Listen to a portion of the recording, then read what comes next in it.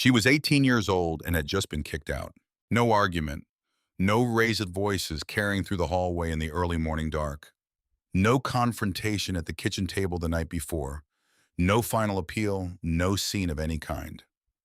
Just a suitcase sitting on the front step of a brownstone in Brookline, Massachusetts, packed with the kind of careful thoroughness that made it clear someone had taken their time with it. The sneakers were wrapped in a plastic bag. The winter coat was folded with the collar turned in. 3 notebooks had been tucked along the side of the bag rather than stacked on top, which meant whoever had packed it had known the notebooks were important and had treated them accordingly. That small evidence of consideration somehow made the whole thing worse. It was her birthday. She stood on that step for a long time. The street was still in the way that streets are still only in the earliest part of the morning before the dog walkers appear, before the first car backs out of a driveway, before the city remembers to be loud. The air smelled of damp concrete and the particular sweetness of decay that late October leaves produce when the rain has been at them for several days running. A light was on in the window of the house directly across the street. Someone's kitchen glowing amber against the gray morning. Someone's ordinary Tuesday.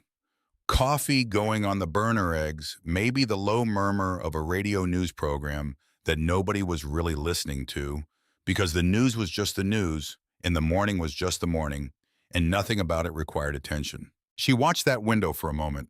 Then she picked up the suitcase. Then she picked up the small, wheat-colored canvas bag that had been sitting beside the suitcase on the step, the one with the leather handles and the small leather patch on the front that was beginning to peel at the corners. She had put one thing inside it the night before without quite knowing why, the way you do things sometimes when some part of you understands what's coming before the rest of you does. A leather journal with a cracked spine and her name written on the inside front cover in handwriting that was not her own.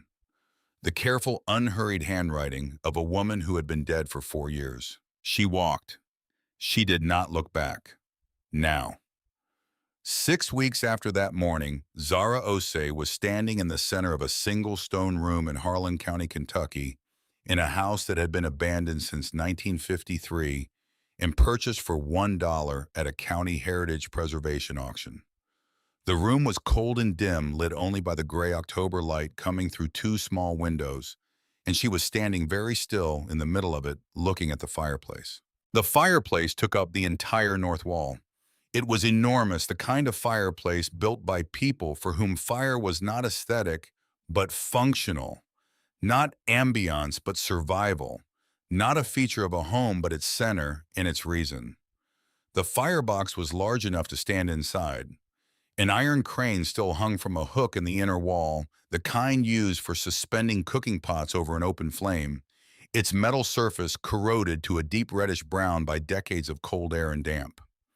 Above the fireplace opening, a wooden mantel shelf, rough-cut the wood gray with age, the grain raised by years of moisture and temperature change. And on the floor in front of it, the hearthstone. She stood looking at that hearthstone for a long time. It was a massive single piece of gray limestone, ancient and dark and silent. And something about the way it sat in the floor of that room, something in the way it occupied the space before the fire, made her understand, before she fully understood anything else about what was going to happen in that house, that she was exactly where she was supposed to be. But to understand how a girl from Brookline, Massachusetts, with $1 to her name, in a suitcase packed by someone else, ended up standing alone in a stone room on a Kentucky hillside. On an October morning, we need to go back. Not just to the birthday, not just to the letter that started the unraveling. We need to go back much further than that. Back to the beginning of a story that started long before Zara Osei was born. Before we go there, if this is the kind of story that speaks to something in you, go ahead and subscribe to this channel.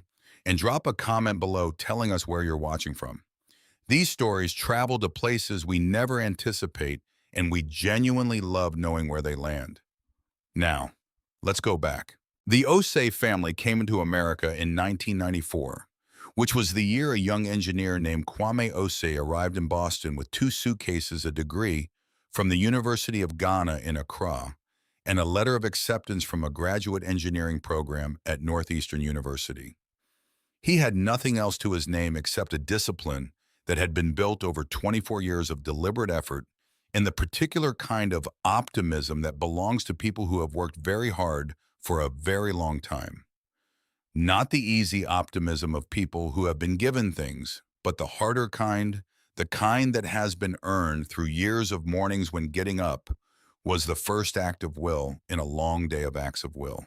Kwame had grown up in Accra, the largest city in Ghana, in a city that contains multitudes, the old colonial architecture along the waterfront, the sprawling markets of Makola, where you could buy anything from fresh fish to satellite dishes, the neighborhoods of brightly painted concrete houses with their corrugated metal roofs, the universities, the traffic that moved according to its own logic.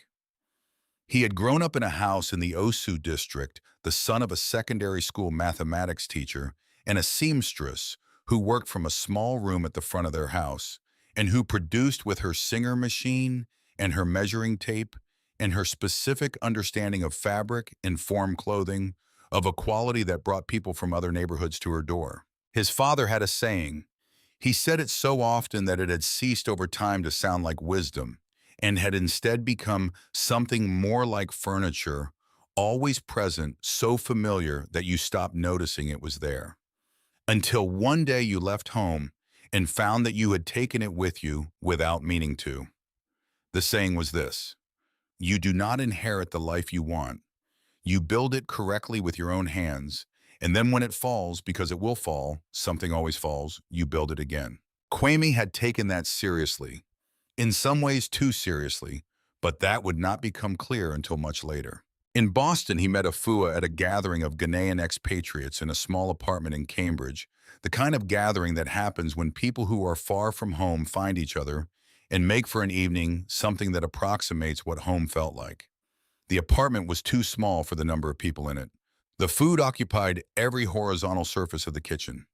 The music was louder than the building's thin walls could comfortably contain, and no one cared.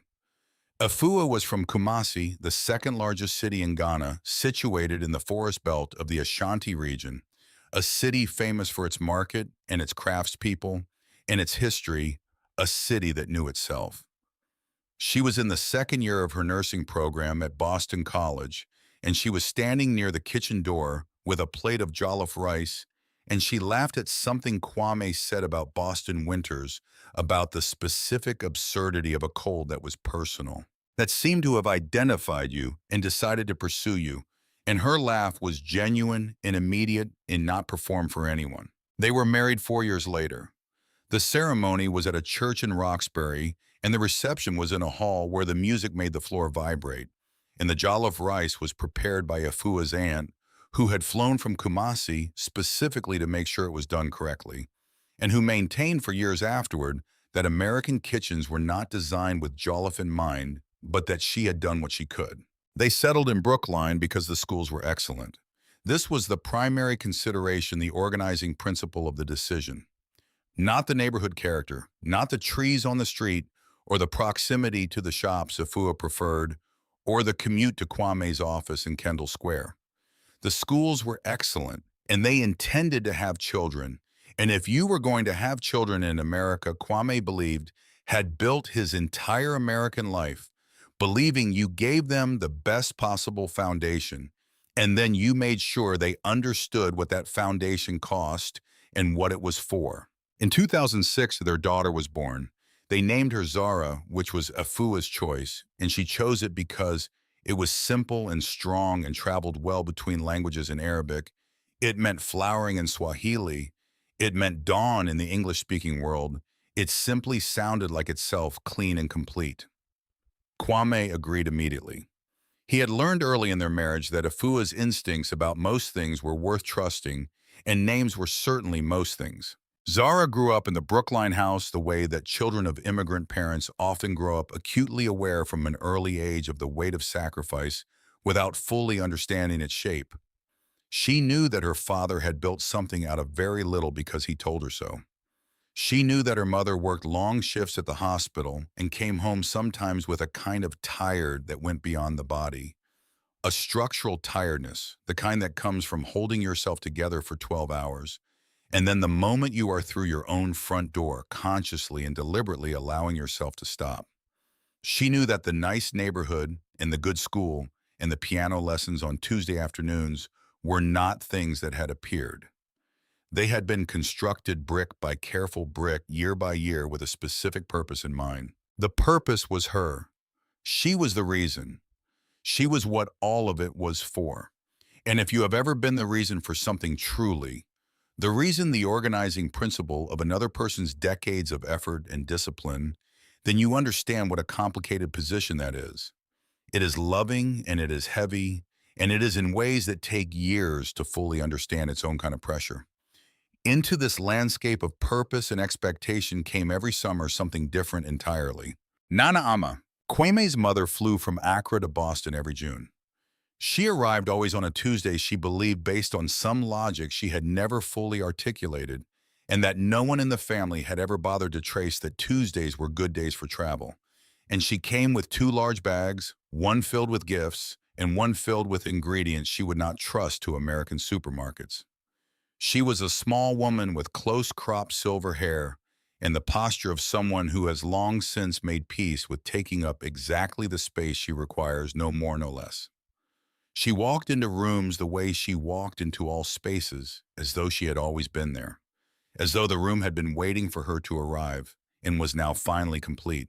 She stayed for 6 weeks every summer, and those 6 weeks were the best weeks of Zara's year. They were better than Christmas, which was nice but formal, which involved decorating and coordinating and the particular kind of effort that holidays require. They were better than her birthday, which her parents celebrated warmly, but which had the same quality of managed production. The 6 weeks with Nana Ama were better because they were unmanaged. They were loose and slow and full of things that happened sideways by accident without being arranged. Nana Ama taught her to cook. Not the foodie fua made on weeknights, which was good and nutritious and designed to be ready by 7 so that Zara could finish homework before 9, the practical food of a working household running on a schedule. Nana Ama's cooking was different in its fundamental assumptions. It assumed time. It assumed that the purpose of being in a kitchen was not to produce a result, but to be in the kitchen, to stand at the stove and stir a pot of groundnut soup with the patience of someone who is not waiting for something to be done, but is engaged in the doing of it. Zara learned to pound with the heavy wooden mortar Nana Ama brought in one of her large bags every year and repacked at the end of every visit. She learned to taste a thing and to trust what the tasting told her before she made an adjustment. She learned that good cooking is a kind of attention paid to the world, and that attention is worth paying.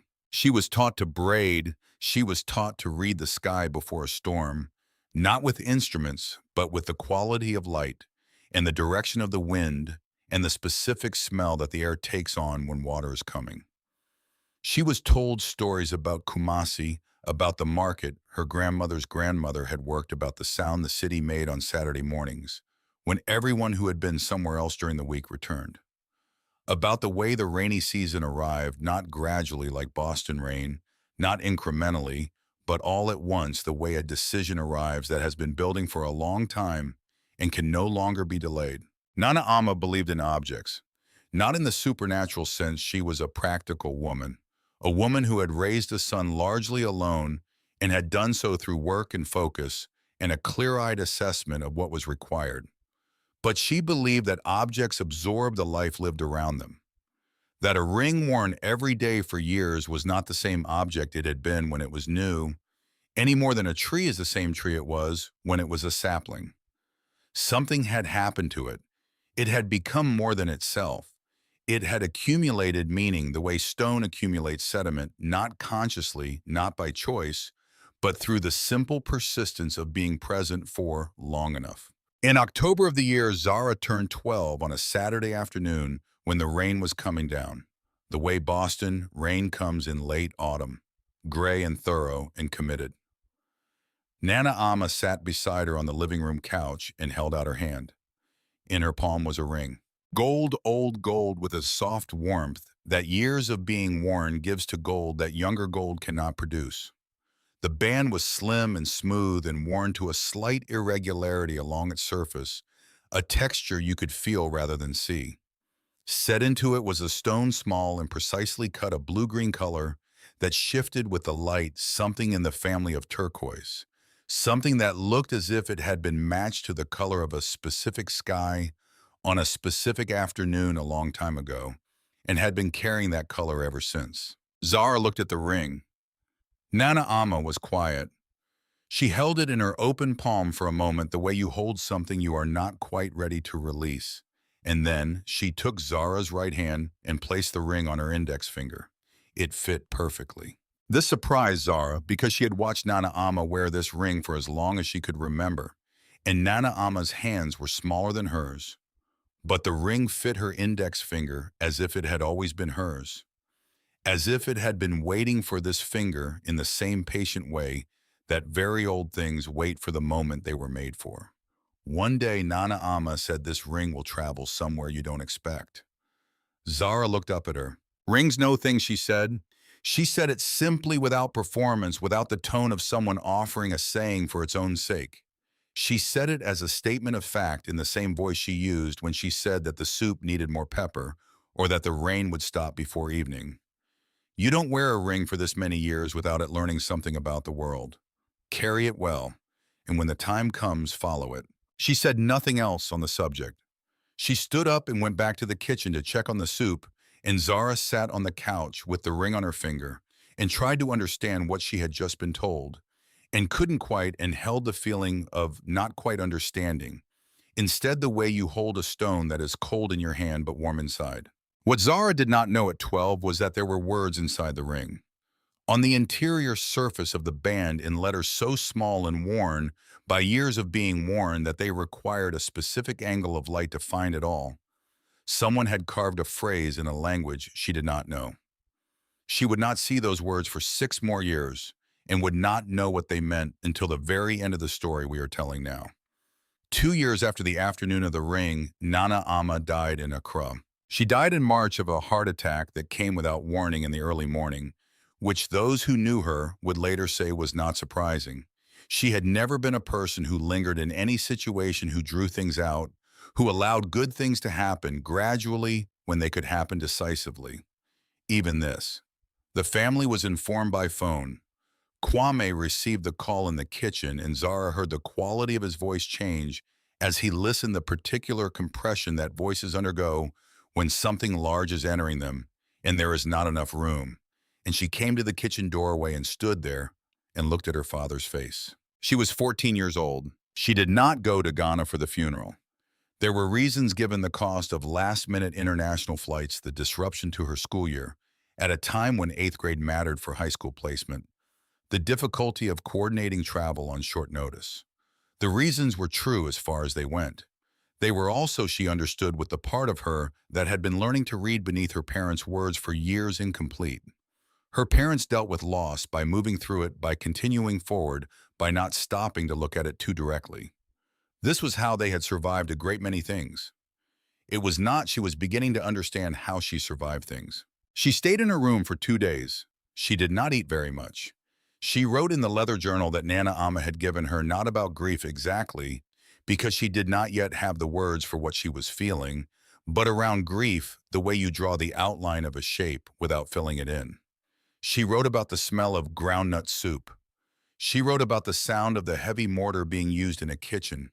She wrote about the ring on her right index finger, which she had not taken off. She touched that ring every day afterward. She touched it when she was nervous and when she was writing, and when she needed to remember with the certainty of touch that somewhere someone had loved her without reservation and without condition and without a version of her in mind that she was required to become. She had worn the ring every day since. The thing about being the reason for something is that it shapes how you see yourself. Not all at once. The way water shapes stone through persistence rather than force.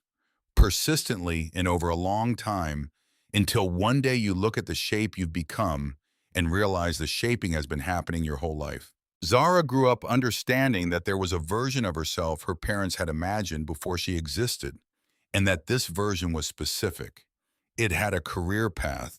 It had the kind of ambition that could be explained in a sentence, the kind that comes with a title, a salary range, a clear place in the world that other people can recognize and respect and understand.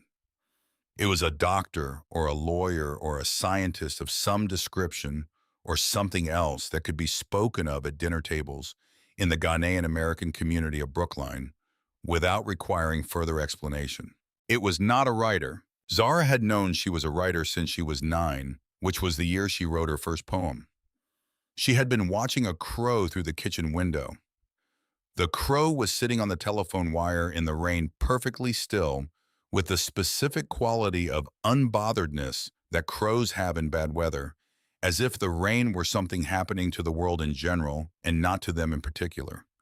She had written about it on a piece of lined school paper in pencil, 7 lines that were not very good by any technical measure, but that contained something true, something she had seen and now held on paper in a way that was different from simply remembering it.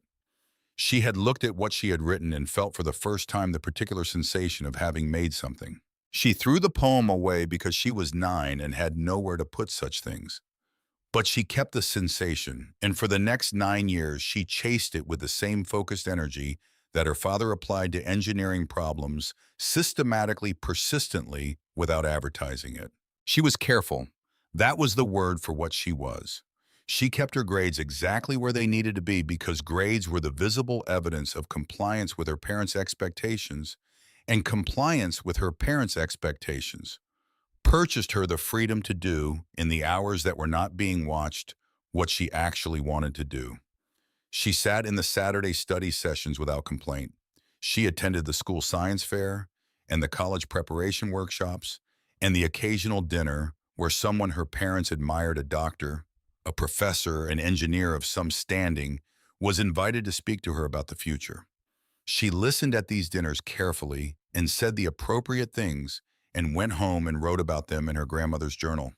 With the precise, slightly wicked clarity of someone who has learned to observe without revealing that they are observing. She wrote poems about the neighborhood, about the specific quality of winter light on the brick facades of Brookline's older buildings, about the sound the tea made when it came around the corner at Coolidge Corner on cold mornings, a sound that she heard as the sound of a city talking to itself.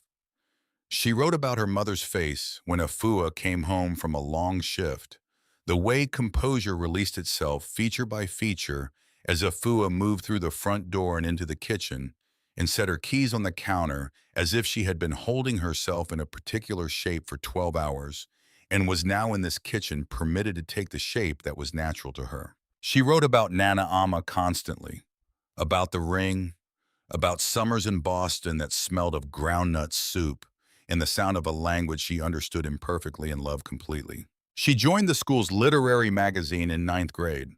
By 10th grade, she was submitting under her own name and no longer worrying about who might see it. By 11th grade, she had developed a voice not fully formed, not complete, but distinctly and recognizably hers. The way a young musician's playing is not yet what it will eventually become, but is already unmistakably theirs. When she was 16, she entered a regional poetry contest jointly organized by a consortium of New England high schools and universities.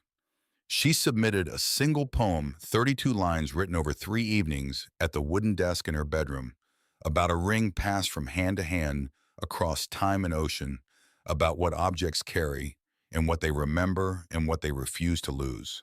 She did not expect to win. She won. The award ceremony was in a community hall in Cambridge. Her parents came and sat in the 3rd row and applauded when her name was called, and her father took a photograph with his phone, and her mother squeezed her hand afterward and said it was lovely truly and that she should be proud. Then on the drive back through Coolidge Corner, her father said, "Have you been thinking seriously about your college applications? Because Dr. Mensah was saying the pre-medical track at Boston University has one of the strongest undergraduate preparation programs in." She looked out the window. She loved her father. That is important to say clearly and to mean it. She loved him in the specific, complicated way you love someone who has built something real out of very little. and who has organized everything he built around you, who has made you the reason for his discipline and his sacrifice, and his early mornings and his long days. You love that person, and you also live in what they have built around you. And the two things are not the same. She said, I've been looking at a few programs. Her father said, good, let's sit down this weekend and look at the list together. She did not tell him which programs she had been looking at. She didn't tell him for several more months. In the fall of her junior year, she began researching creative writing programs at universities with the same systematic rigor she brought to everything. She read program descriptions and faculty biographies and graduate placement records. She looked at acceptance rates and financial aid structures and scholarship opportunities and the kinds of writers who had come out of each program. She was looking for something specific, a program that took writing seriously as a discipline, that had a record of turning serious writers into working ones, and that offered enough in financial aid that a student with her academic credentials might, with some combination of merit scholarship and institutional aid, attend without her parents' full financial support. She founded in November a small nationally recognized creative writing program at a university in Western Massachusetts, one of those programs that is not especially large or especially famous outside the world that cares about such things, but within that world is understood to be excellent, to have produced writers who wrote books that mattered, to be staffed by faculty who taught because they loved teaching, rather than because teaching was what you did when you were not writing. The acceptance rate was 12%. The financial aid for admitted students was among the most generous in that category of program. She applied in December. She did not tell her parents. She told herself this was because there was no point in discussing a thing until you knew whether the thing was possible. This was also true. But she knew in the part of herself that had become very good at knowing things, it could not say out loud that the conversation she was avoiding was not really about whether she had been accepted. It was about what it would mean if she had been and what her parents would do with that, and whether she had the strength to hold her ground when they did it. She did not know yet whether she did. The acceptance letter arrived in February. It was a physical letter printed on heavy paper and folded in thirds and slipped into an envelope with the program's name in the upper left corner. It arrived on a Wednesday afternoon with the rest of the mail, which her father sorted when he came home every evening, as a matter of habit, brought in from the box arranged on the kitchen counter, a small ritual of domestic order that Kwame Osei had practiced for as long as Zara could remember. He opened the envelope. She was upstairs when it happened. She was at her desk, her geometry textbook open to a problem set she was working through with half her attention, while the other half was thinking about a poem she had been trying to start for 3 days. A poem about the sound of her grandmother's mortar, the particular resonance of wood against the wooden interior of the bowl that she could still hear if she closed her eyes and was quiet enough. She heard the mail coming in. She did not think about the letter. There was no reason in that moment to think about the letter. Then the house went quiet. Not the quiet of an empty house, which has a particular quality of absence to it. This was the quiet of a house in which someone is standing very still, holding something, and not making any of the sounds that people normally make when they are moving through their evening. She came downstairs. Her father was at the kitchen counter with the letter in his hand, opened the single sheet held in both hands, with a stillness that was not his usual stillness. He looked up when she came in. He looked at her with an expression she had never precisely seen on his face before. Not angry, not surprised. Exactly something more like the look of a man who has been handed information that requires him to recalculate something he had considered settled. He set the letter on the counter. He walked past her into the living room and sat down in his chair. He did not say anything. Ifua came home 20 minutes later, as she always did on a Wednesday home.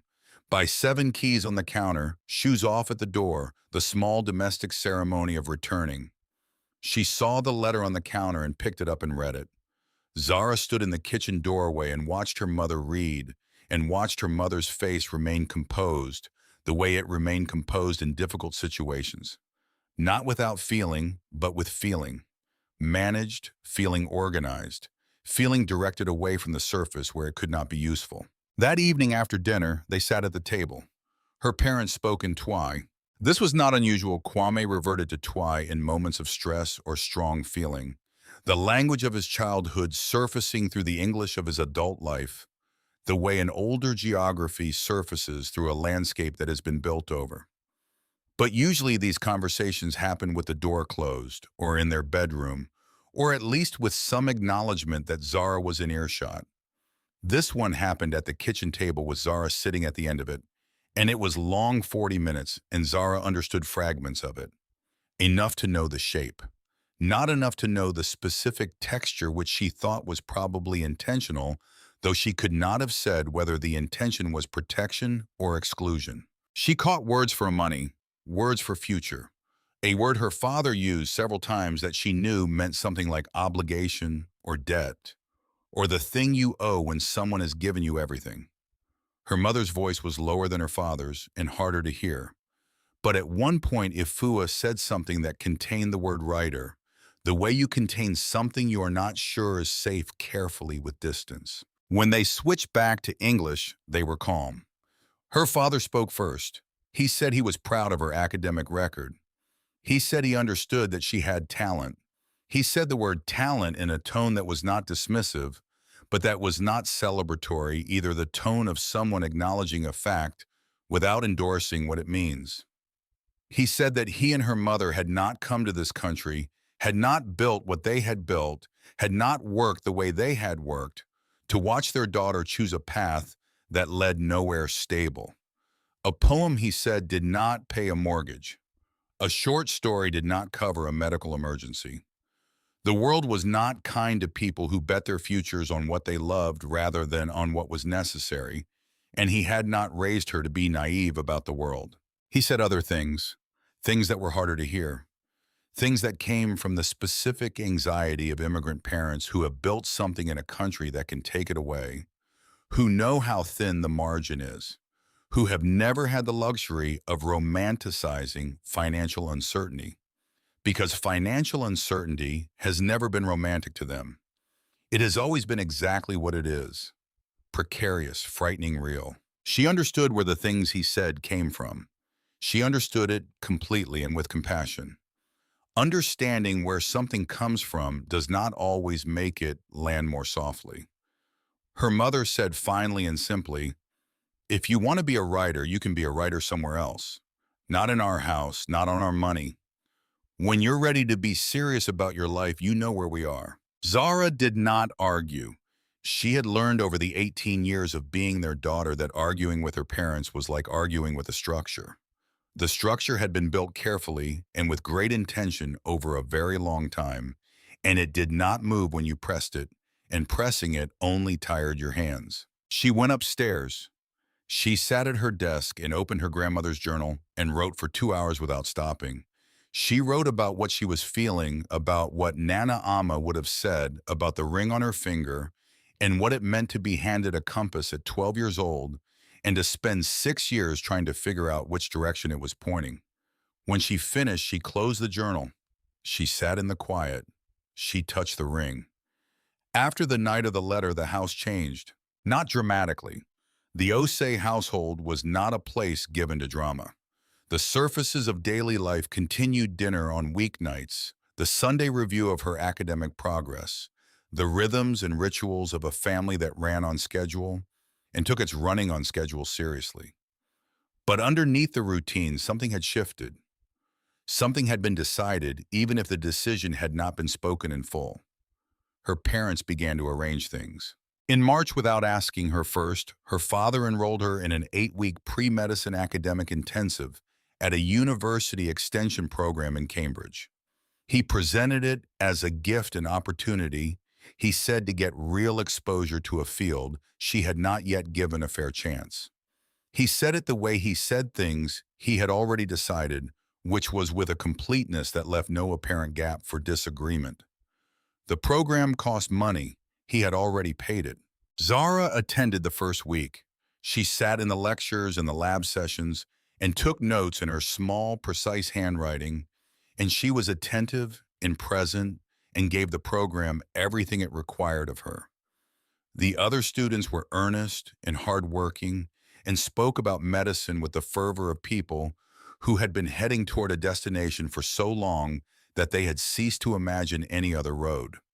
She did not dislike them. She admired them, actually admired the clarity of their direction, even if the direction was not hers.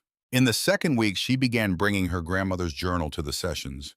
She wrote in it during lunch breaks, sitting outside near the Charles River on a bench where a pigeon had established squatters' rights, and observed her daily arrivals with the expression of a very small landlord. She wrote about the river and the pigeon and the other students in the program and the specific quality of light on the water in the early afternoon. She wrote a poem about what it felt like to sit in a room studying a thing you did not want, while the thing you did want was being quiet and patient inside you waiting. She completed the program. She received a certificate. Her father framed the certificate and hung it in the hallway on the right side of the landing at eye level, where you would see it every time you came down the stairs. She said nothing. She downloaded a different writing application to her laptop the following morning. She did not mention it. The summer passed. Senior year began. Her father produced in September a spreadsheet. It had columns for university name program, ranking, pre-medical track quality, financial aid availability, and a notes column that contained assessments like consider strong and ask about merit scholarship. Every school on the list was a research university. Every school had a strong science faculty. None of them was in Western Massachusetts. She applied to the schools on the spreadsheet. She wrote the application essays with care because she was constitutionally incapable of writing carelessly about anything, which meant that even the essays about her passion for medicine, which were in a fundamental sense essays about something she did not feel were very well written. There was a small dark comfort in this. She was still a writer even when writing the wrong things. Her mother began around this time to mention occasionally the son of a family they knew through the Ghanaian community in Brookline. He was studying finance. He was very focused. He had a 5-year plan. Ifua mentioned him the way you mention something you want to normalize through repetition, not with any overt agenda, just consistently enough that the name became familiar. The suggestion remained present in the air. Zara listened and said polite things.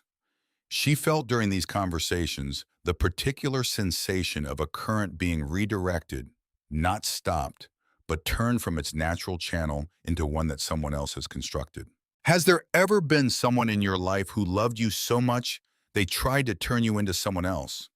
Not out of cruelty, out of love. Real love, the kind that has kept them up at nights and cost them something. That particular kind of love, when it becomes pressure, produces a very specific loneliness.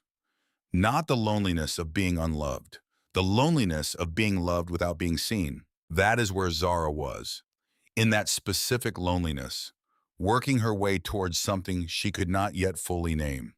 She graduated from high school in June with honors. She had scholarship offers from 2 of the schools on her father's spreadsheet. She had a summer ahead of her, and after the summer, a fall, and after the fall, 4 years of a life her parents had selected for her with the best intentions and the most genuine love, and not one moment of understanding what she actually was. She did not know yet what she was going to do. And then she woke up on the morning of her 18th birthday, and someone made the decision for her. She had slept well that night. She had expected not to, had expected to lie awake the way she lay awake on nights when her thoughts moved in the repetitive circles that thoughts move in. When you are young and uncertain, and the future is a shape you cannot quite see clearly enough to trust. But she slept deeply, and she woke at 7:15 in the amber light of an October morning, and for a few seconds she lay in her bed and felt, before she remembered anything at all, simply present, simply awake, simply herself. Then she remembered what day it was. She dressed. She pulled on her jeans and a flannel shirt and her boots, the worn brown ones she had owned for 3 years. She put the ring on her right index finger, the way she did every morning, the way she had done every morning for 6 years. Then she opened her bedroom door and came down the stairs. The suitcase was at the bottom, her large one. The blue hard shell she used for travel, the one that had gone with her to Washington, D.C. for an 8th grade field trip, and to Montreal for a school language exchange, and that otherwise lived on the top shelf of her closet. It was standing in the entryway with the handle extended, zipped and buckled, looking exactly like what it was luggage that had somewhere to go. On top of it sat an envelope resting flat on the lid surface with her name on the front in her mother's handwriting. Just Zara, not sweetheart, not any of the small words that people who love each other use as daily shorthand. Just her name. The house was quiet. Her father's shoes were not at the door. Her mother's car was not in the driveway. The house had the specific quality of absence that means you are in it alone. She came down the last stair. She picked up the envelope. She opened it. Inside was notepaper from the kitchen drawer, the kind with a small border of flowers at the top that her mother had bought from the same drugstore for as long as Zara could remember. The note was written in Afua's clean, efficient handwriting, the handwriting of someone who wrote quickly and with purpose, who did not decorate and did not elaborate. Zara, we love you. That is not something that changes, and it is not something we want you to doubt.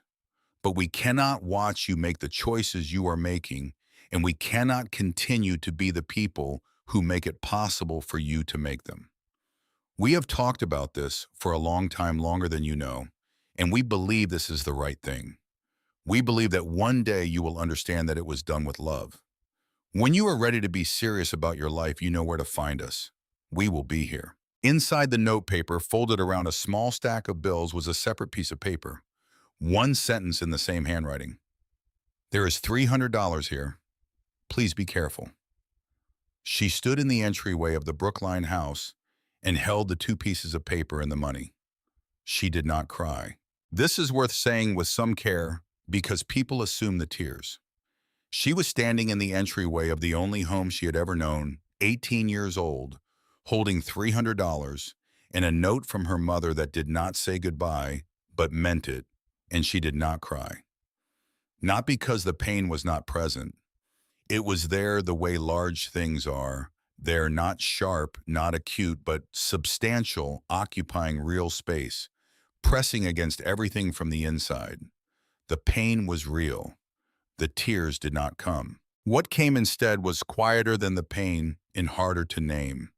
Something at the very edge of what she could feel, at the boundary between what was happening and what it might mean. Something that felt, and she would not let herself look at it directly. Yet it was too early and too raw. Something that felt like the first breath of air after a long time underwater. She folded the note carefully into her jacket pocket. She picked up her grandmother's canvas bag from the hook beside the door.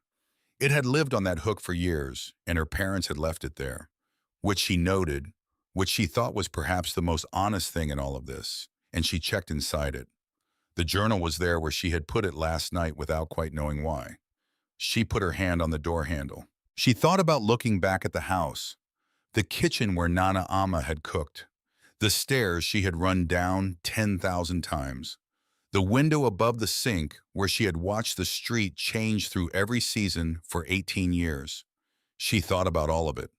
She opened the door and walked out. She pulled it closed behind her.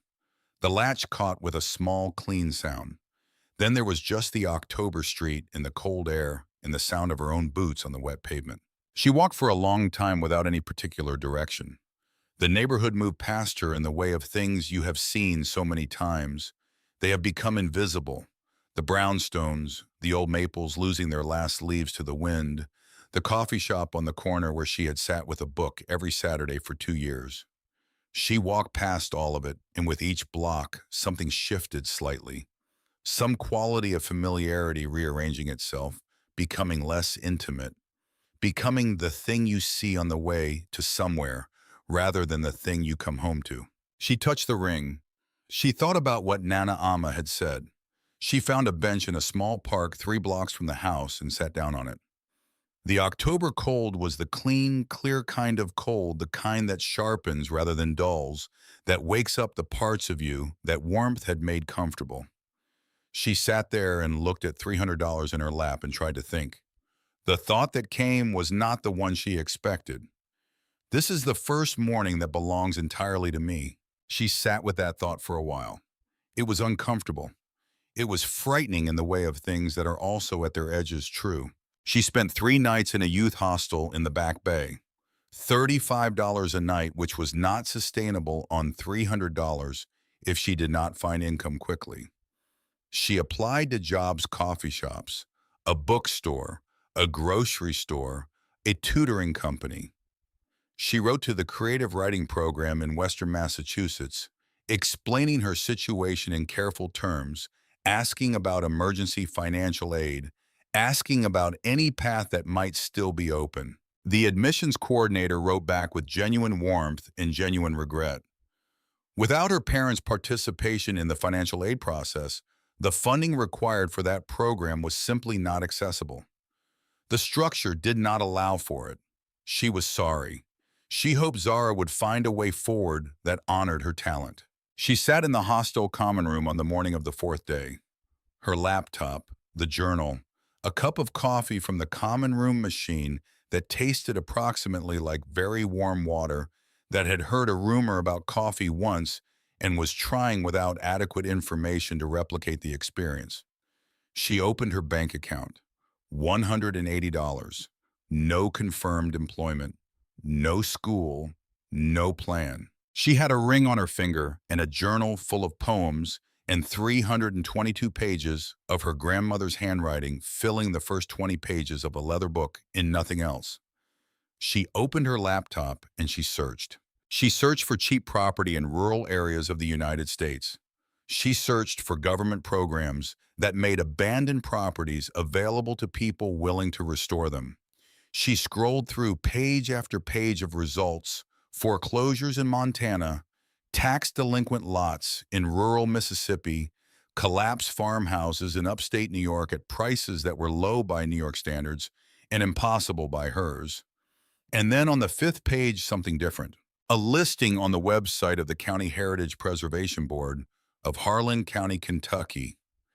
A 19th century stone house on a half-acre lot in a hollow in the eastern part of the county, 14 miles from the nearest significant town. The house had been abandoned since 1953, when its last owner had vacated and left no heirs to claim it, and it had passed to the county through a series of legal defaults and had been county property for decades. A structure that the Heritage Board was required by its own ordinances to continue offering to anyone who would take it and treat it with appropriate care. The purchase price was $1. The conditions were specific. The buyer had to commit to a preservation or restoration plan within 5 years. The buyer had to establish residency in the county. The buyer had to maintain the structure in accordance with the County Heritage Board's guidelines for buildings of cultural significance. $1, a stone house in Kentucky. The listing noted in language that was practical and almost endearing no vehicle road access to structure. Foot access only via marked path from County Road approximately 0.9 miles. Zara read the listing 3 times. She thought about Nana Amma. She touched the ring on her right index finger, the turquoise stone catching the thin light of the hostel common room, and she thought rings know things. And she thought this ring has been waiting for something. And she thought maybe it has been waiting for this. She had $180. A bus ticket from Boston to Lexington, Kentucky on the overnight discount service that departed from South Station cost $31. That left $149. She had the journal and the laptop and the ring and a canvas bag and enough courage or enough desperation, which can look like the same thing from the inside, to try. She wrote to the Harlan County Clerk's office. She asked whether the property was still available, what the purchase process involved, and whether she might arrange to come and see it. She signed with her full name. She pressed send. The reply came the following morning at 7 o'clock. From a woman who identified herself as Ruth Callaway County Clerk, who wrote with a directness and a lack of unnecessary preamble that Zara found immediately reassuring. The property was available. The process was straightforward and could be handled in person at the clerk's office. Come any weekday, and then it's a genuine piece of Harlan County history. We'd be glad to see it go to someone who'll take care of it. That was Thursday.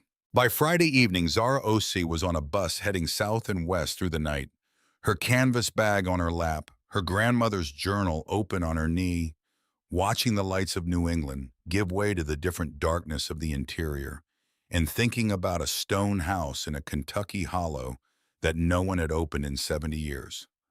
She thought about what it meant for a place to wait. She touched the ring. She did not sleep for a long time.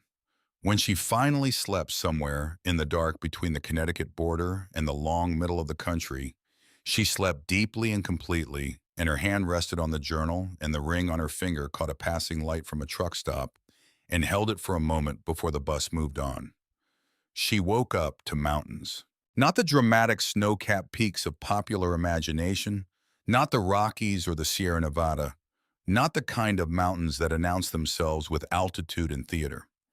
These were older mountains, worn down by time into something softer and more complex, the Appalachians, which have been here since before the Atlantic Ocean existed, and which look it.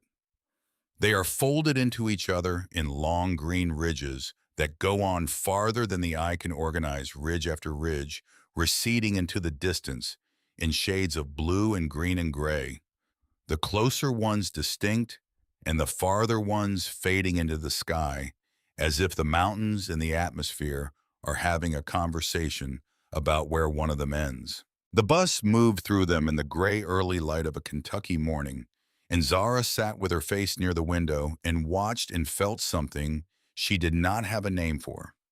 Something to do with age, with the specific comfort of being in the presence of something that has been through far more than you have and is still there. Something that had been here before the first human being set foot in these hills and would be here long after the last one left. There is a particular kind of rest that comes from being near very old things. She arrived in Lexington at 8:17 in the morning. The bus terminal smelled of industrial cleaner and old coffee and the familiar exhaustion of overnight travel. She bought a biscuit from a counter service window inside real Southern biscuit buttery and substantial, better than anything she had eaten in 4 days, and ate it standing up while she looked for the connector service that ran east into the mountains. The connector bus was smaller than the overnight coach and considerably older. It had a religious pamphlet in the seat pocket beside the safety card and windows that had been cleaned on the outside, but not the inside. And it moved through the landscape with the unhurried authority of something that has made this journey so many times, it no longer needs to hurry. The highway became a state road. The state road became 2 lanes. The 2 lanes wound through hollows and past creek beds and around the sides of ridges where the forest came right to the edge of the pavement and overarched it in places so that the road moved through a tunnel of trees that opened occasionally to views across hollows, where farmhouses sat in small clearings and smoke rose from chimneys in the cold morning air. Through the window, she watched Kentucky do what it does in October, which is to turn itself in the span of a few weeks into every warm color that exists before winter cancels color altogether. The oaks were copper. The maples were a red so saturated it seemed to come from inside the leaf rather than from the light hitting it.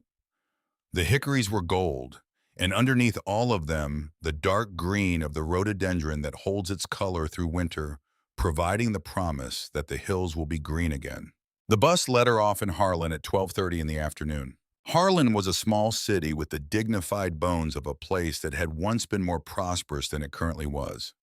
The main street had the wide sidewalks and ornate brick facades of a mid-century commercial district, a courthouse that was genuinely impressive in its ambition, the kind of public building that a community constructs when it believes in its own future. Some of the commercial buildings were empty. Others held businesses that move into vacated spaces when the original economy has moved on: a dollar store, a pawn shop, a payday loan office. But there was also a hardware store that had been in business since at least 1948 based on the signage, and a diner with a handwritten specials board visible through the window, and a barber shop with the door propped open to the cold. And a woman on the sidewalk sweeping the entrance to her office with the concentrated attention of someone who does this every morning, not for appearances, but because a clean entrance is a clean entrance, and that is the kind of person she is. Zara stood on the sidewalk with her rolling suitcase and her canvas bag in the printed listing from the County Heritage Board website. She asked a man coming out of the hardware store for directions to the county clerk's office. He pointed 2 blocks up and 1 block over and said, "Ruth will be in there."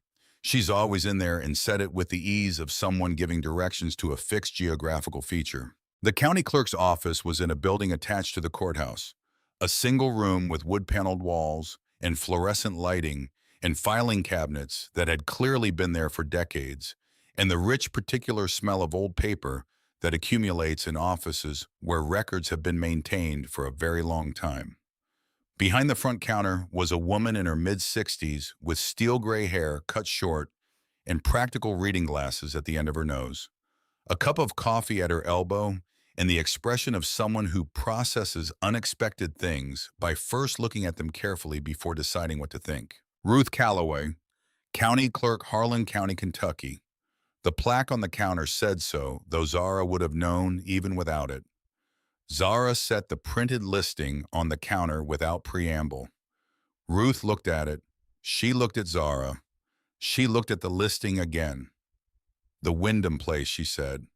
"That's what it's always been called, though I don't suppose anyone's called it much of anything in quite some time." She asked Zara several questions: where she was from, how she had found the listing, what her plans were for the property. Zara answered each one directly. Boston, a heritage website, 5th page of results. She intended to restore it and live in it in full accordance with the preservation conditions. Ruth listened with the quality of attention that doesn't require a lot of nodding or verbal confirmation, just a steady, quiet focus that lets you know you are being genuinely heard.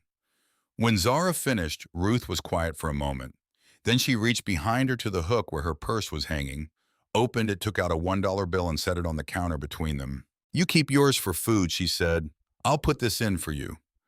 She pushed the dollar across the counter and reached beneath it for the auction paperwork. And then she said, without looking up from the forms, "I've been clerk of this county for 22 years. I've listed the Wyndham property every year because the ordinance requires it. In 22 years, no one from Boston has ever driven down here for a dollar property." She looked up briefly. "You must need it." Zara said, "I do." Ruth looked at her for one more moment. Then she said, "Welcome to Harlan County, Miss Osei. Let's get you signed."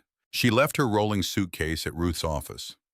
Ruth offered the back storage room without being asked, simply said, "Leave it.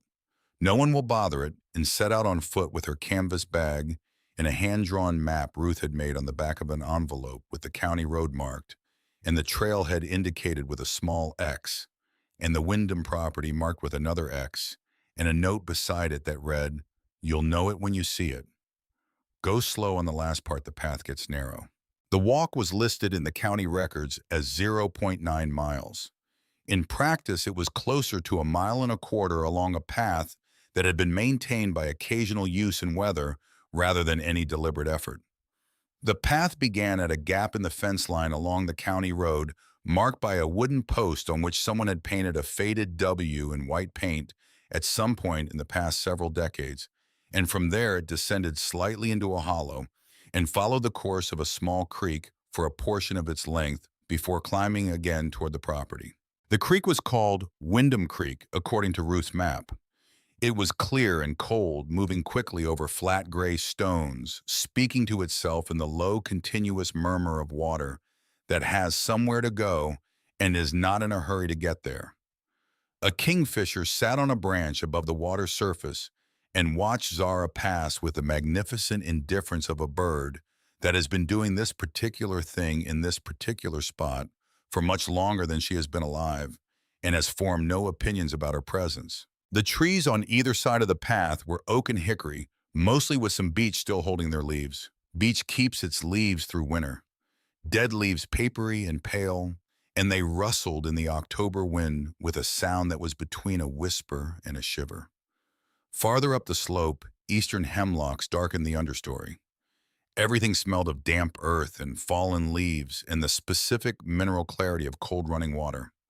She came over a rise in the path. The stone house sat in a clearing roughly an acre in size, surrounded on 3 sides by the forest and open on the 4th to a view down the hollow that showed her through the October haze 2 blue ridgelines receding to the south. The clearing itself was returning to the forest slowly, the way clearings do when the hands that kept them open are no longer present. Sumac advancing along the south wall of the house, goldenrod filling the spaces between old garden beds, the remains of a kitchen garden visible only as a slight regularity in the vegetation where the ground had once been worked. The house itself was smaller than she had imagined, 25 feet long, perhaps 15 wide.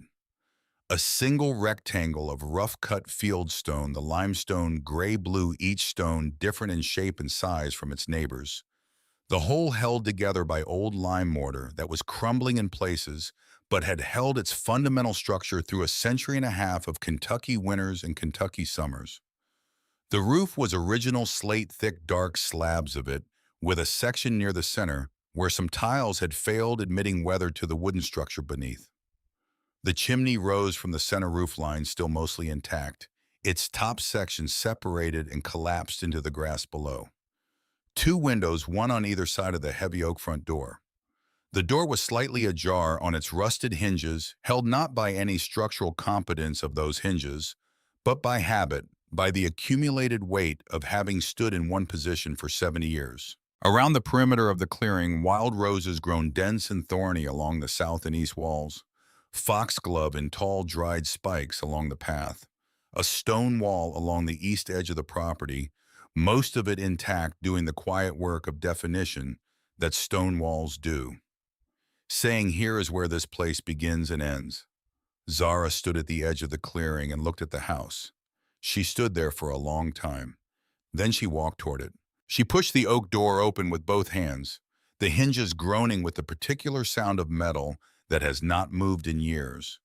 Not quite protest, not quite welcome. Something between the two.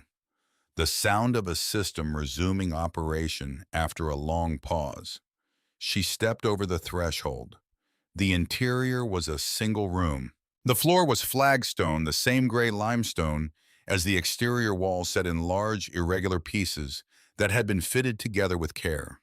It was covered in the fine, compacted sediment of decades' dust, fallen plaster, the papery husks of dead insects, bits of fallen slate from the roof breach. The walls were the rough interior face of the fieldstone, uneven and textured, genuinely beautiful, in the way that things built by hand and not designed to be beautiful often are. The ceiling opened to the rafters, dark wooden beams, chestnut, she would learn later, cut from the old-growth trees that once covered these mountains, that had held the slate roof in place for 150 years and intended to continue doing so. At the north end of the room, the fireplace. It took up the entire wall. An enormous fieldstone hearth, the kind built by people for whom fire was not decoration, but the difference between warmth and cold, between a cooked meal and a raw one, between survival in a Kentucky winter and the alternative. The firebox was large enough to stand inside. An iron crane still hung from a hook in the interior, the kind used for suspending cooking pots over an open fire. Its metal surface corroded to a deep reddish brown, but still solid. Still swiveling, she found when she touched it on its hook. Above the fireplace opening, a wooden mantel shelf. Rough-cut gray with age, the grain raised by years of temperature change, and the particular damp that comes from decades of cooking fires, producing smoke and steam in an enclosed space. It was wide enough to hold photographs, dishes, the small objects of daily life that accumulate on mantels in houses where people actually live. On the floor in front of the fireplace, the hearthstone, a single massive piece of gray limestone, dark with accumulated ash, set into the flagstone floor directly before the firebox. She looked at it from across the room. First just looked, taking in the proportion of it, its width relative to the fireplace, opening its position in the room, the way it anchored the north end of the space, the way a foundation anchors a building. Then she walked to it.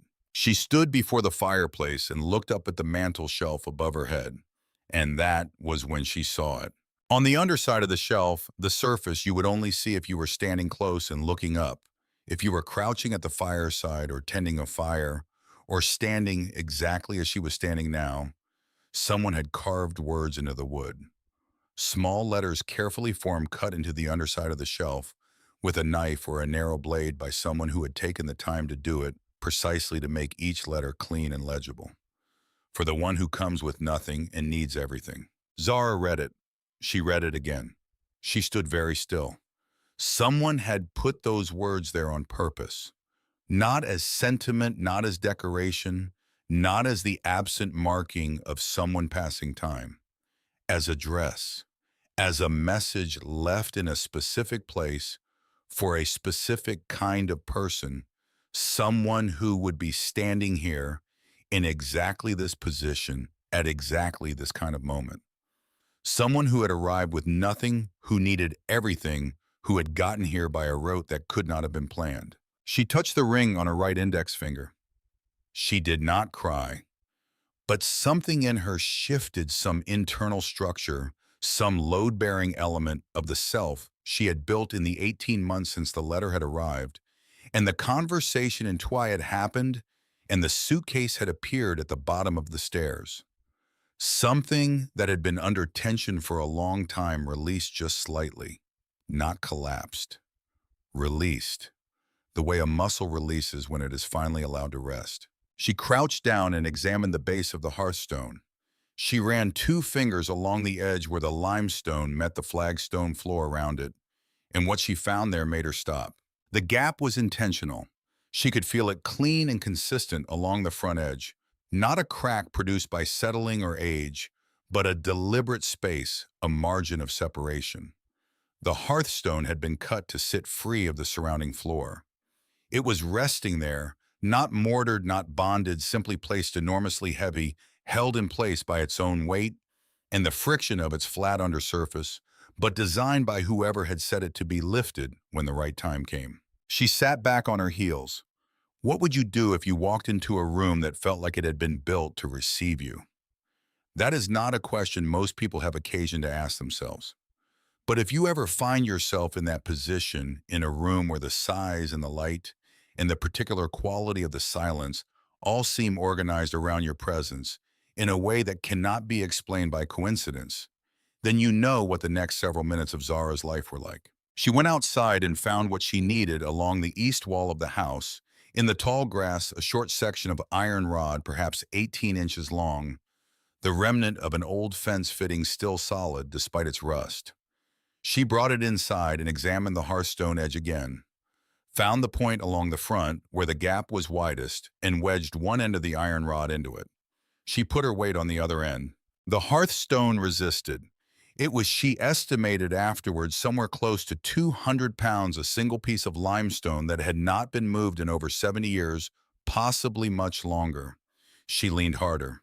The iron rod flexed slightly under the pressure, and then with a sound that was less a scrape and more something like a long, deliberate exhalation, the front edge of the hearthstone lifted.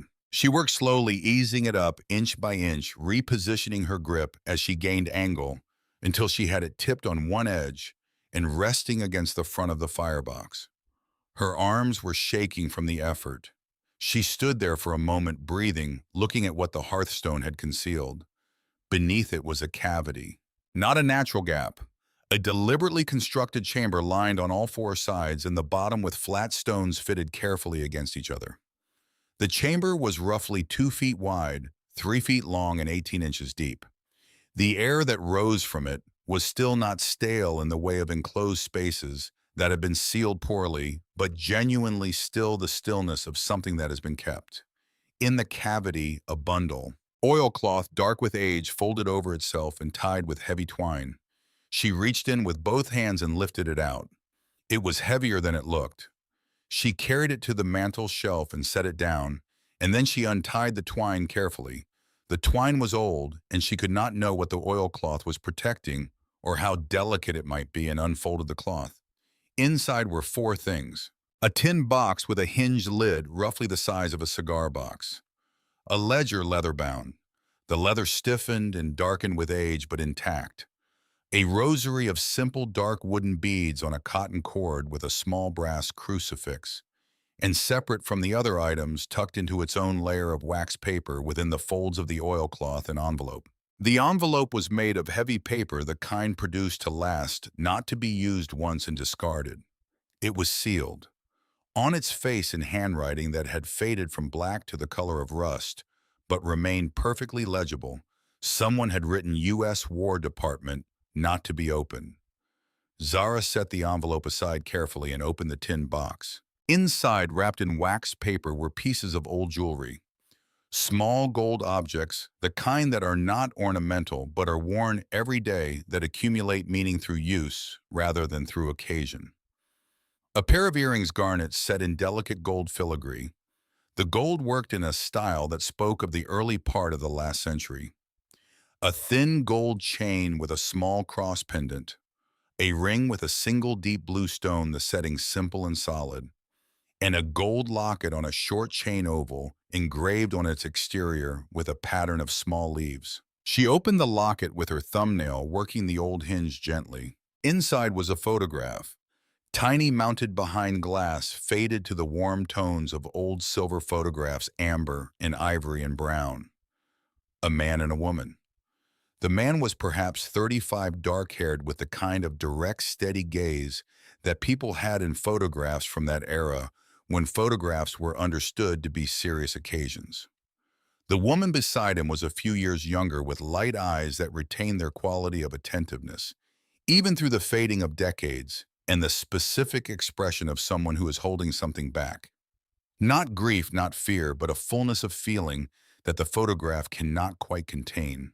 They were looking at the camera together. Both of them, if you look carefully at the very edge of a smile, they were not quite allowing themselves. She set the locket down and opened the ledger. The pages were thick rag paper, the kind that resists decay, and the writing on them was in ink that had faded from black to the warm brown of very old documents, but had not lost its legibility. Small, controlled letters, even and precise, the handwriting of someone who had been taught to write at a time when handwriting was considered a reflection of character. The first entry was dated autumn 1942. No specific month or day, as if the particular date had mattered less than the fact of the writing itself. My name is Eleanor Ann Wyndham Nay Calloway. I was born in this county, in this hollow, in the year 1890, in this very house which my grandfather built from stone. He pulled from the creek bed in the hillside when he first came to this land in 1881. I have lived my entire life within 20 miles of this house. I am 52 years old.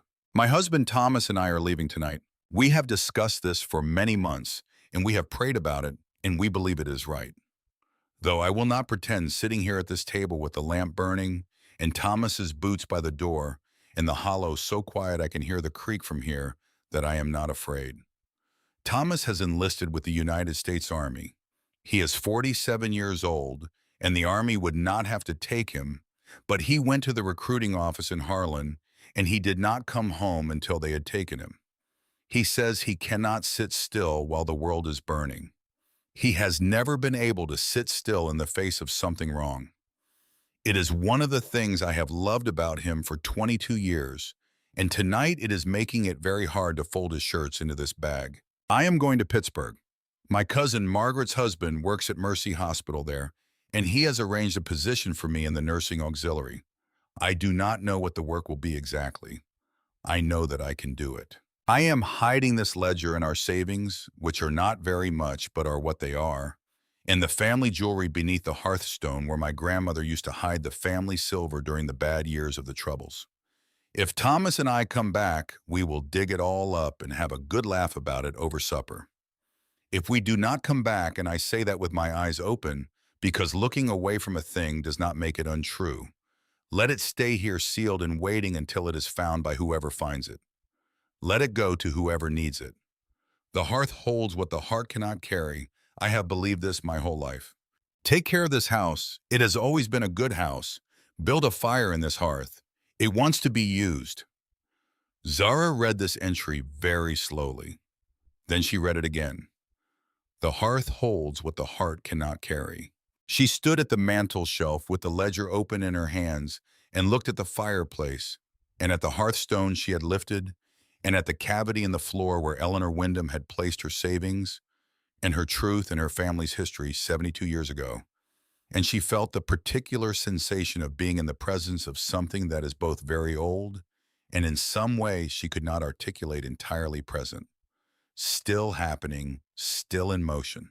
That night she returned to the rooming house in Harlan that Ruth Calloway had mentioned without being asked, a house on a quiet street owned by a woman named Carol, who rented rooms by the week for $40, who put coffee on at 6 every morning and left it, and who said nothing about the fact that Zara had arrived from Boston with a canvas bag and no other luggage, and the particular look of someone who has made a large decision and is still feeling the weight of it. Carol had apparently seen the look before. Zara sat at the small desk in the room that evening with the ledger and wrote in her grandmother's journal for the first time in 5 days. And what she wrote was the beginning of something she did not yet know was a poem. She had arrived, and something had been waiting for her. She was not alone in the rooming house for long. Ruth Calloway had mentioned at the clerk's office that there was a local attorney who handled property and heritage matters for the county, a man named Gary Lester, who was good and who worked at rates that were reasonable for people who were not starting from money.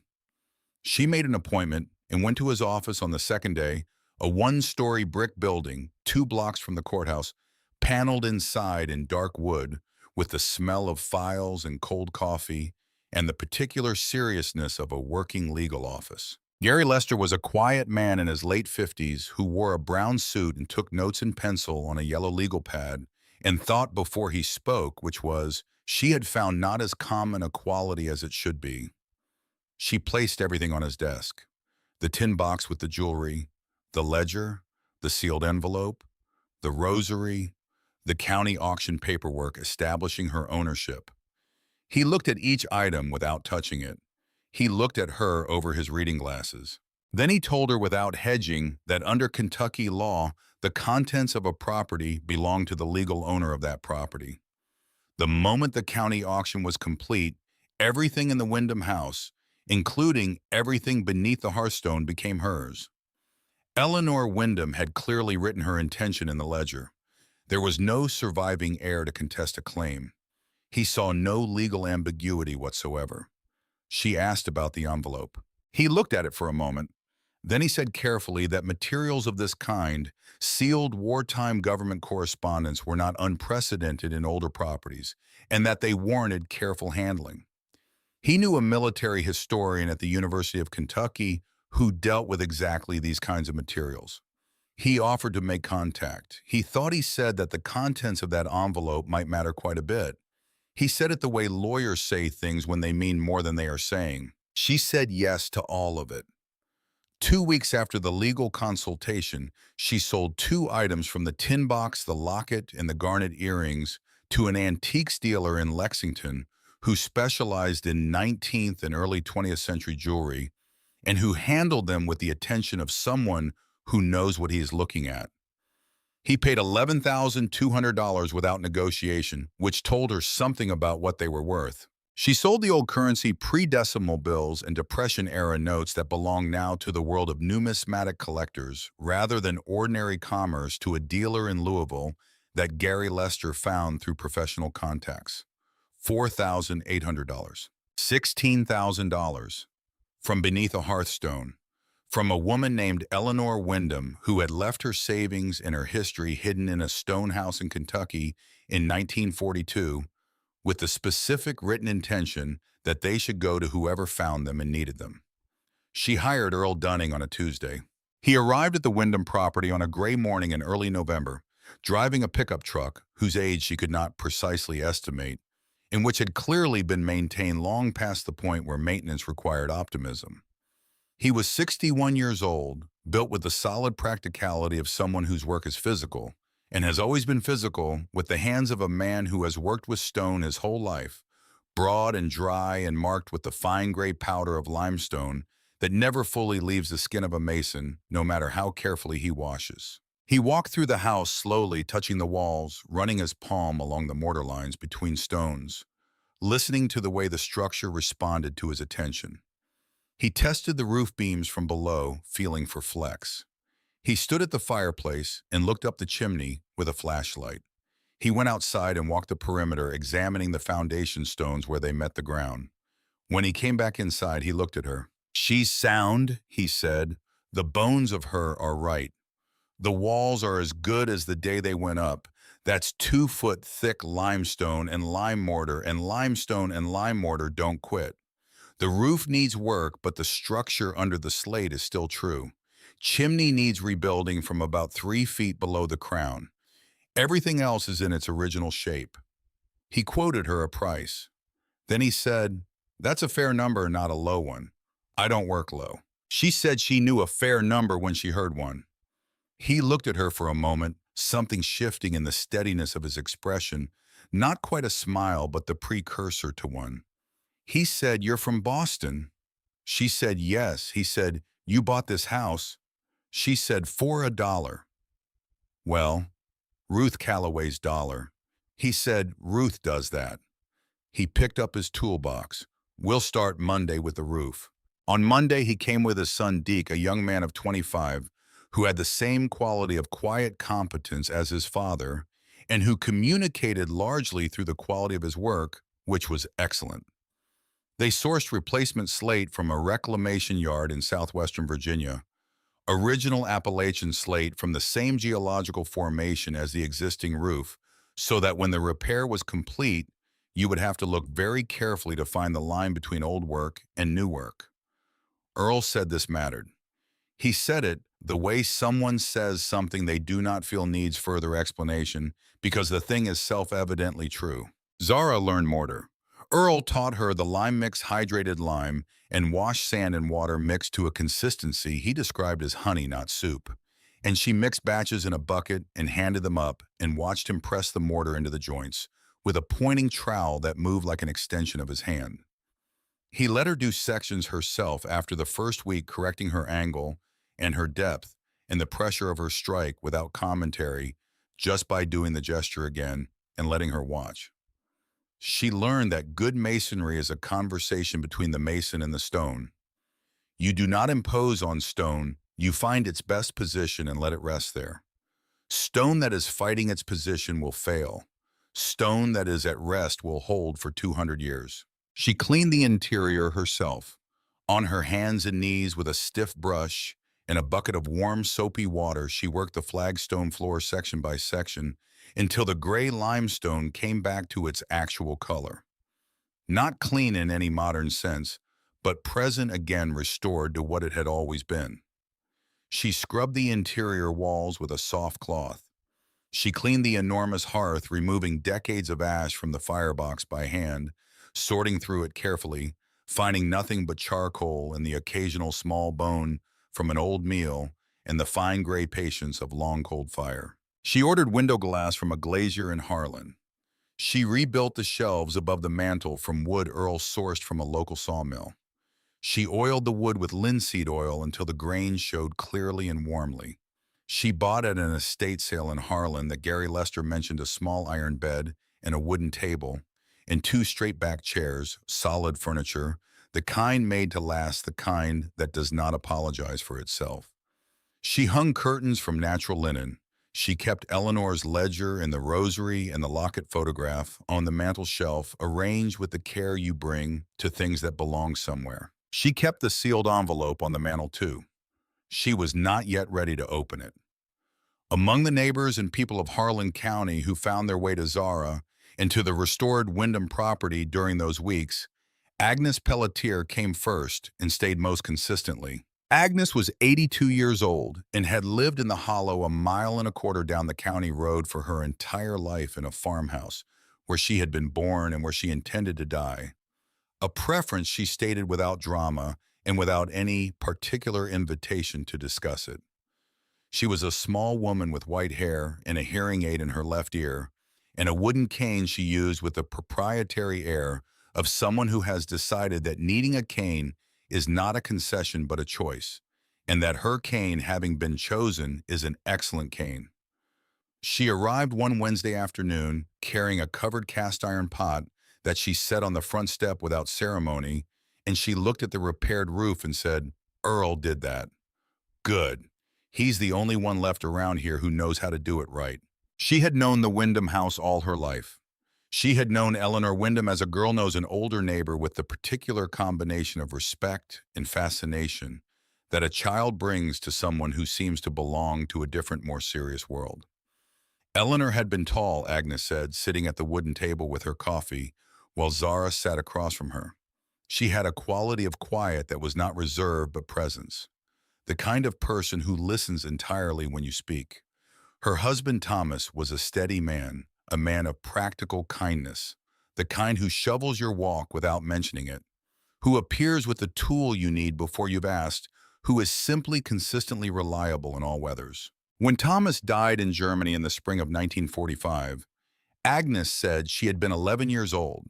The news came through the way such news came to small communities, then first as rumor, then as confirmation, then as the permanent fact of an absence. Eleanor had received the notification at the farmhouse of a neighbor who had a telephone. She had walked the mile and a half home alone. Agnes had seen her walking. She had been standing at the road end of their lane, and Eleanor had walked past, and she had looked at Eleanor's face, and she had understood that some things could change a person at a level so fundamental that what you were looking at afterward was not quite the same person, though the same body was carrying it. She had not known how to say any of this at 11. She was saying it now. She never remarried, Agnes said. She stayed in the Hollow for 8 more years, and then one day in 1953, she was gone. The house empty. Nobody knew where she went. The county just eventually took it over. She paused. "You're the first one who ever came looking," Agnes said, "in all those years." Agnes came back the following Wednesday, and the one after that. She brought different things, a tin of cookies, a photograph she found in a box that showed the Hollow in the 1940s stories she had been carrying for decades that had been waiting for someone to carry them too. She told them without sentimentality, in the plain direct way of someone who understands that the facts are enough, that embellishment is an insult to the truth. Zara listened with everything she had.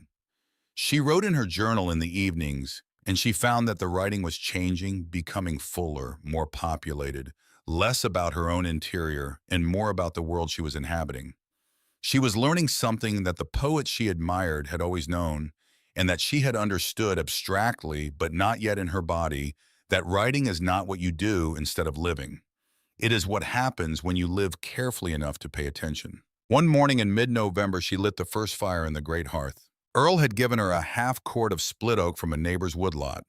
She stacked 3 pieces of the wood in the firebox on a bed of kindling, the way Earl had shown her, and she lit it with a match and watched the flame take hold and spread slowly, and then not slowly, the wood igniting section by section until the fire was fully established.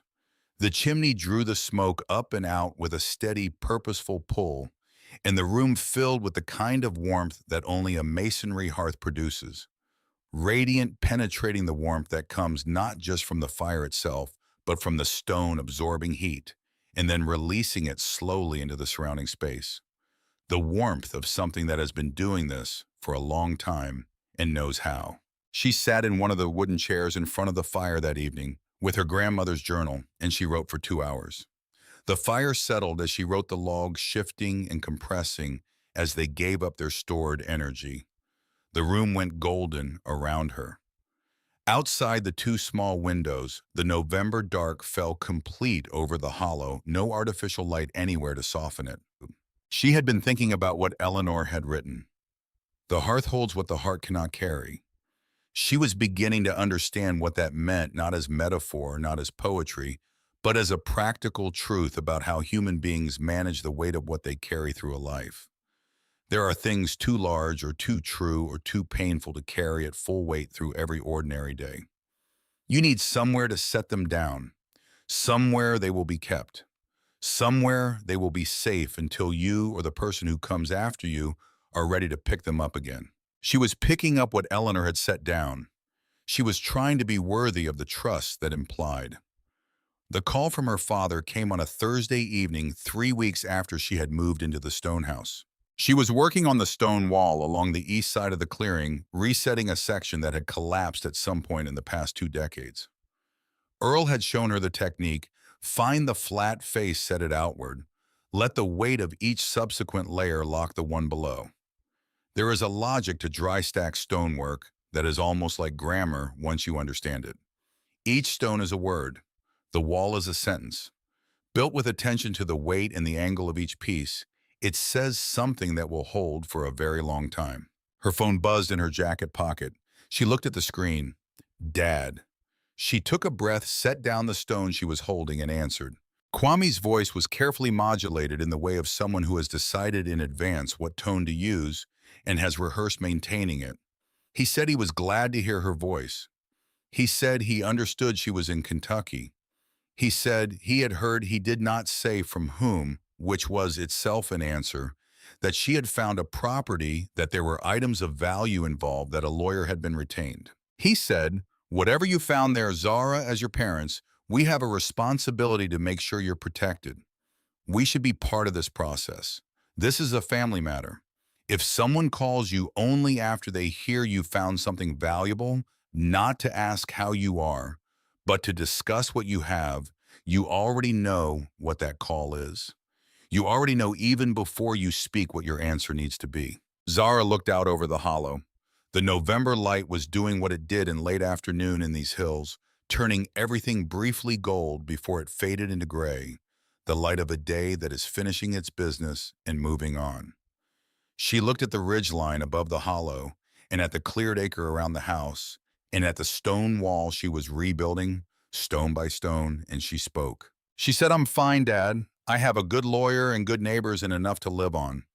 I'm taking care of myself. He said her name. He said the word family again. She said, I know where you are. I know how to reach you. If I need you, I'll call. But you packed my suitcase on my birthday, and the things I've found here are mine legally and in every other way that matters. Eleanor Wyndham left them for whoever came next and needed them. I came next. I needed them. There's nothing to negotiate. There was a silence of some length. Kwame said, I hear you. She waited. He said after a moment, I hear you. We'll talk when you're ready. She said, okay. She ended the call and put the phone back in her jacket and picked up the stone she had set down and found its flat face and placed it in the wall. She worked until the light was gone. If you're finding this story at a moment when you need it, please take a moment and subscribe to this channel. And tell us in the comments, has a place ever felt like it was waiting for you before you knew you were coming? We want to hear from you. That evening by firelight, she opened Eleanor's ledger to the later entries. She had been reading it incrementally, the way you read something that requires time between readings, that asks you to sit with what you've read before you take in more. The wartime entries were few and brief, written in moments when Eleanor had returned to the Hollow during leaves from her work in Pittsburgh. The entry from the winter of 1943 read, I came home for 2 weeks in December. The house is cold but sound. I built a fire in the hearth and it drew the way it always has. And I sat in front of it for the better part of an evening and felt for the first time since August something close to peace. Thomas is with his unit in North Africa. The last letter came 3 weeks ago. They say no news is normal now. I am choosing to believe that. I have met a woman in Pittsburgh who has become important to me. She is from Ghana, a place I knew only as a dot on a map before I met her. Her name is Abena. She is 23 years old, and she works with the Red Cross Auxiliary at Mercy Hospital, having traveled here from Accra as part of a Commonwealth aid initiative. She speaks English better than most people I know who have spoken nothing else their whole lives. She is precise and warm and funny in the particular way of people who are intelligent and have also known real difficulty and have not let the difficulty make them hard. She gives me courage on the days when courage is what I am shortest of. I am trying to give her something in return. I am not sure I am managing it as well as she is. Zara stopped. She read the name again. Abena, from Ghana, 23 years old in 1943. She set the ledger down on the mantel shelf and stood very still. She picked up her phone and did a simple calculation. If Abena had been 23 in 1943, she had been born in approximately 1920. If she had returned to Ghana after the war, as most Commonwealth auxiliaries had, and if she had had children in the late 1940s, those children would have been born around 1948 or 1950. which would make them in their mid-70s now, which would make their children born in the 1970s or 1980s, roughly Kwame's age. She stood at the fireplace in the stone house in Harlan County, Kentucky, with the November dark pressing against the windows, and she understood something that she could not yet fully prove. She continued reading. The 1944 entry was dated March, and it was short. Thomas is in France. The last letter came 6 weeks ago, and they say this is normal now, and I am continuing to believe it because I have no other choice. Abena has gone back to Accra. We said goodbye at the hospital entrance on a cold morning. She gave me something before she went, a ring she had been wearing since I had known her, a gold band with a turquoise stone. She said it had traveled a long way already and had more traveling to do. She said, take it and let it find its way. I did not fully understand what she meant. I put it on my finger and I have worn it since. Zara's hand went to the ring on her right index finger. She stood very still. She stood there for a very long time. Then she opened the ledger to the final entry dated April 1953. I am leaving this hollow today for the last time. I am 63 years old, and I am moving to Cincinnati to live with my niece who has been asking me to come for years, and who is a good woman and who needs me nearby. There is nothing left for me here. Thomas is gone. The farm does not pay. My hands are not strong enough anymore for what the land asks. I am leaving what is beneath the hearthstone where I put it 11 years ago. I have not been able to bring myself to dig it up. The jewelry belonged to Thomas's mother and to mine and to Abena. Her ring is with the others. Now I wore it until last winter and then could not wear it anymore because wearing it made the missing too large, and the missing is already large enough. The money is what Thomas and I saved in the years before the war, plus my wages in Pittsburgh, plus what remained of Thomas's pension. Take it. Use it. It belongs to whoever finds it and needs it. There is also an envelope. It is sealed. You will see the markings. Inside it is something I should have sent a long time ago. The truth about how Thomas died in his own words, written in the days before the second engagement that killed him. He gave it to a Red Cross volunteer to send to me, and she did, and I have kept it for 8 years and could not send it and could not destroy it. I leave it to whoever finds this place next. If you are braver than I was, and I hope you are, do what is right with it. The men who died in that incident deserve to have the record corrected. I could not find the courage. I am sorry for that. The hearth holds what the heart cannot carry. I have believed this my whole life. I believe it still. I leave all of this in its keeping. Whoever you are, the house was glad to hold this for you. I hope it is glad to hold you now. Eleanor Ann Wyndham, April 1953. Zara read the entry twice. Then she set the ledger down very carefully on the mantel shelf, and she looked at the sealed envelope with its faded government marking, and she felt the full weight of what she had been trusted with. She had always thought of the hearthstone as a hiding place. She understood now that it was something else. It was a trust. Eleanor Wyndham had not hidden these things because she was afraid someone would take them. She had hidden them because she was entrusting them to the future, to whoever the future would send to a person she could not know and could not see, but whose existence she believed in, with enough conviction to leave them everything she had. Zara looked at the ring on her right index finger. Abena's ring, her great-grandmother's ring. They came on a Saturday morning in the third week of November. Zara was working at the stone wall along the east side of the clearing, resetting a section that had fallen at some point in the past 20 years, stone by stone. Each piece turned until she found its flat face and placed it where Earl had taught her to place it. The morning was cold and brilliant, the sky the particular deep blue that November produces after the first hard frost, and the remaining oak leaves were glowing amber against it with the specific intensity of color that comes just before it's gone. She heard the car before she saw them, the engine moving slowly down the county road, the change in sound as it stopped. 2 sets of footsteps on the path. She knew the sound of footsteps on that path, now knew which roots caused a stumble, which flat stones rang differently than the others. These footsteps were careful, deliberate, the footsteps of people who were unfamiliar with the path and were not going to be rushed by that unfamiliarity. They came over the rise together, Kwame first in his charcoal wool coat, Ifua behind him in her good boots, with her hair pinned back and her face composed. Both of them stopped when they saw the house. They stood there for a moment looking at it, at the repaired roof, at the clean stone walls, at the smoke rising from the chimney, at the stone walls Zara had been rebuilding along the east edge of the clearing. She watched them look. She watched something move across her father's face that she could not immediately categorize. Something between what he had expected and what was actually in front of him. Then they looked at her. She set down the stone she was holding and walked toward them. No one spoke for a moment.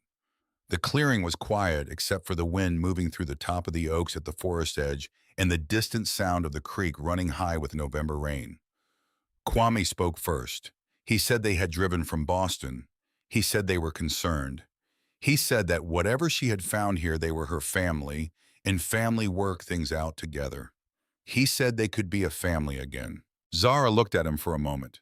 She looked at her mother, who was watching her with an expression she had not seen before. Not composure exactly, but something beneath composure. Something that had cracked during 20 hours of driving south and west through the night, that had let in a quality of feeling that composure had been managing to exclude. She said, "I know you're my family. That doesn't change. But being my family and having a claim on what I found are two different things." Eleanor Wyndham left everything beneath that hearthstone for whoever came next and needed it. She wrote it down in detail, dated it, signed it. I've had a lawyer confirm it. The items are mine legally and in every other sense that matters. Kwame started to speak. She continued, not loudly, not with any heat she didn't have. "You're good people, both of you. I know you are. You worked incredibly hard to give me a good life. I understand that.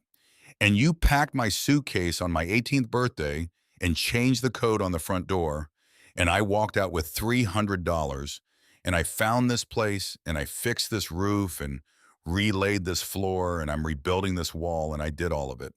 So I'm not angry. But there's nothing to negotiate." She looked at them both. She said, "I made coffee this morning. Come inside." And then she turned and walked toward the house, and after a moment, she heard their footsteps behind her on the flagstone path. They stood in the center of the stone room and looked at what she had made of it.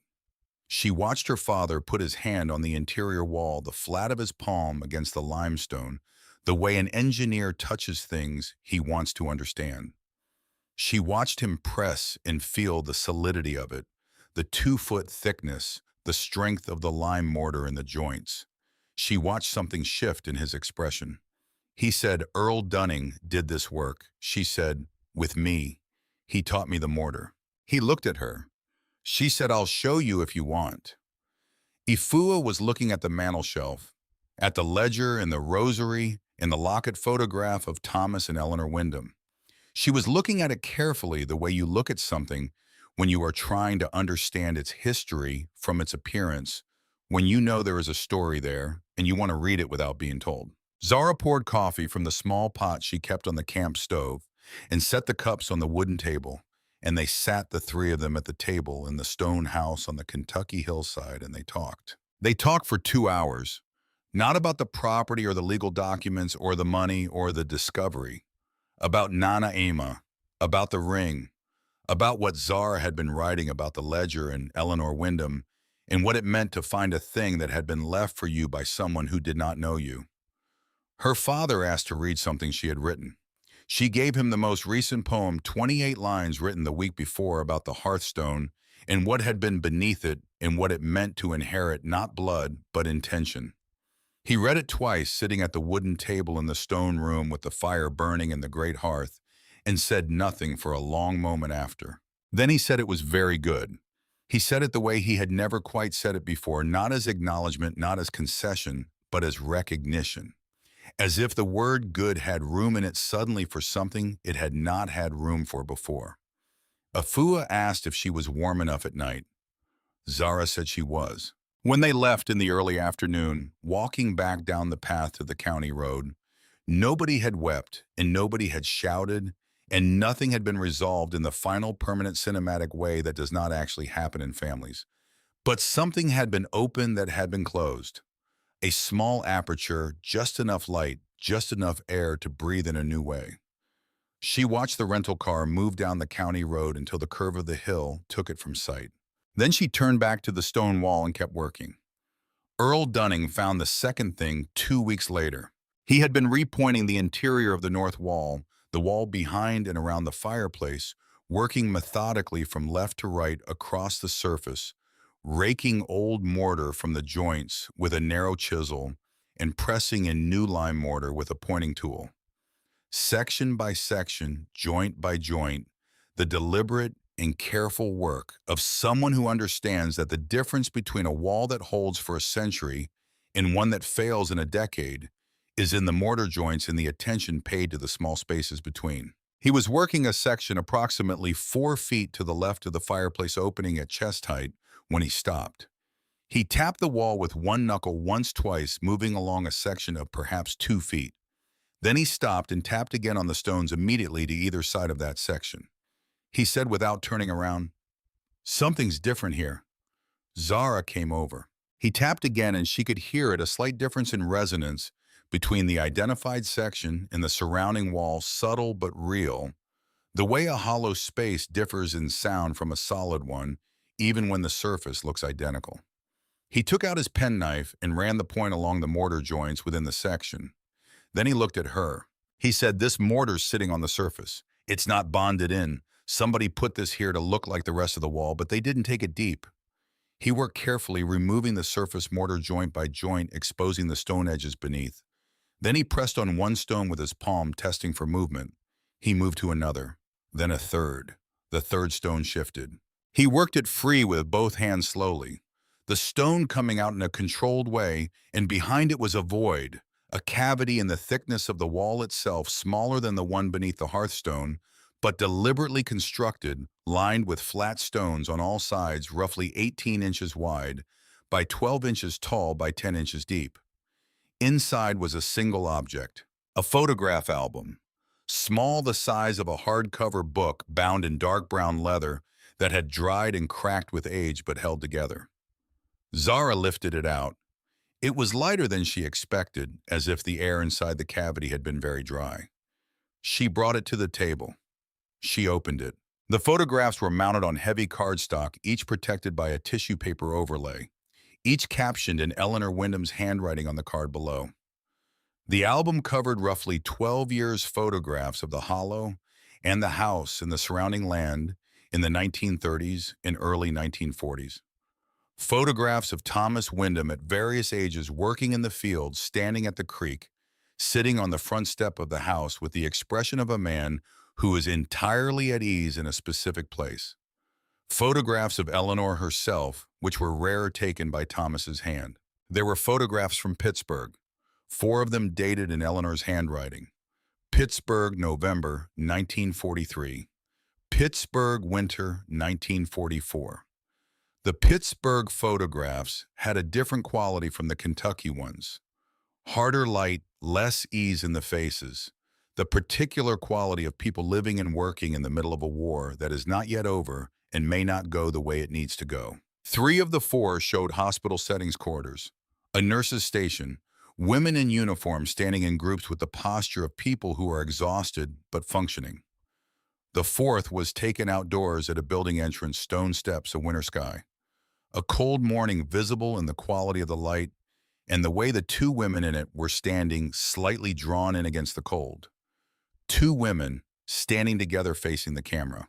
Eleanor Wyndham on the left in her auxiliary nurse's uniform with the direct and attentive expression she wore in all her photographs. And beside her on the right, a young woman in a different uniform, Red Cross Auxiliary, the badge visible on her collar. A young woman with a face of particular intelligence and clarity, with high cheekbones and the specific quality of someone who is paying complete attention to everything around her. Eleanor had written a caption beneath the photograph in the same careful hand she used throughout the album. The ink had faded, but the words were perfectly legible. "My dearest friend, Abena Asante Accra, Ghana, Pittsburgh, 1943. She gave me courage on the worst days, and she gave me something else besides which I carry still, and which I hope will find its way back to where it belongs. Zara set the album down on the table. She pressed both hands flat against its surface. She breathed. She knew that face. She had known it for as long as she had been old enough to know faces. It had been in a frame on the mantel of the Brookline house for 18 years. The photograph of a woman who had lived in Accra in a time before Kwame was born, who had been Nana Ama's mother and Kwame's grandmother, and Zara's great-grandmother. A woman who had died before Zara was born, and whom she knew only through stories and one photograph and a ring. A ring with a turquoise stone. A ring with something written inside it that no one had yet been able to read. What do you call it when two strangers turn out to have been family all along? Not by blood, by something older and more durable than blood. By the kind of connection that forms between people who find each other in impossible circumstances and become necessary to each other, and who carry that necessity forward through time in ways that neither of them can see while they are living it. Eleanor Wyndham had stood in a hospital in Pittsburgh in the winter of 1943 and found in the person of Abena Asante something she needed: courage, clarity, the specific warmth of someone who was fully present. And Abena had given her a ring with words inside it, a ring she had placed on Eleanor's finger and said, "Let it find its way back to where it belongs." 70 years later, Zara Osei had walked into the stone house in a Kentucky hollow and knelt at the hearthstone and found among the things Eleanor had left that same ring, waiting, the way old things wait that have not finished what they were made for. She picked up the ring from the mantel shelf where she had placed it after taking it from the tin box. She turned it in her fingers and looked at the interior of the band, and in the light from the window, she could see it faint, worn almost to invisibility, but there. Letters carved with something very fine curving around the inner surface of the gold. She got her phone and photographed it in the best light she could find, and sent the photograph to the professor of Ghanaian cultural history at the University of Kentucky, who had been corresponding with her since Gary Lester made the introduction. The professor's response came the following day. A Kantwi, she wrote, "Old orthography, probably pre-1950. I can translate it directly. Carry this to where love needs to go." Zara sat at the wooden table in the stone house and looked at those words for a long time. Abena Asante had worn that ring from Accra to Pittsburgh and had placed it on Eleanor Wyndham's finger in the winter of 1943, and Eleanor had worn it until she could not wear it anymore because wearing it made the missing too large, and she had placed it beneath the hearthstone with everything else. And it had waited there for 70 years, and Zara had lifted the hearthstone and found it and brought it home. Home, which was this house, this hollow, this particular piece of the world. Carry this to where love needs to go.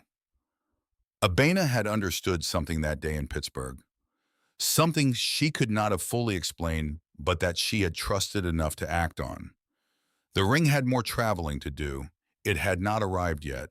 She did not know where it was going. She trusted it to find its way. It had found its way. Earl read the inscription himself by accident on an afternoon 2 weeks after the album discovery. Zara had taken the ring off while remortaring a section of interior wall. She almost never removed it, but the work required both hands in lime mortar, and she did not want the mortar in the setting. She set it on the edge of the table, and Earl, who was eating his lunch sandwich at the table, picked it up in the casual way of a man who handles objects for a living and who is not afraid of them, and turned it in the light from the window to look at it. He said, "Something on the inside here." She came over. He held it at the angle where the window light hit the interior of the band directly, and she could see the letters clearly for the first time. She had known they were there. The professor had confirmed them. But seeing them in this light in the physical ring was different from reading a photograph. They were present. They had been there all along, all 6 years. The ring had been on her finger all the morning she had touched it and thought of Nana Ama all the time she had pressed her fingers against it in the hard moments and not known what she was touching. She had already received the translation. She told it to Earl. He was quiet for a moment. He turned the ring once more in the light. Then he set it on the table and picked up his sandwich and said, "Well, somebody knew something." She put the ring back on her finger. She did. She opened the sealed envelope with Dr. Colton Birch present.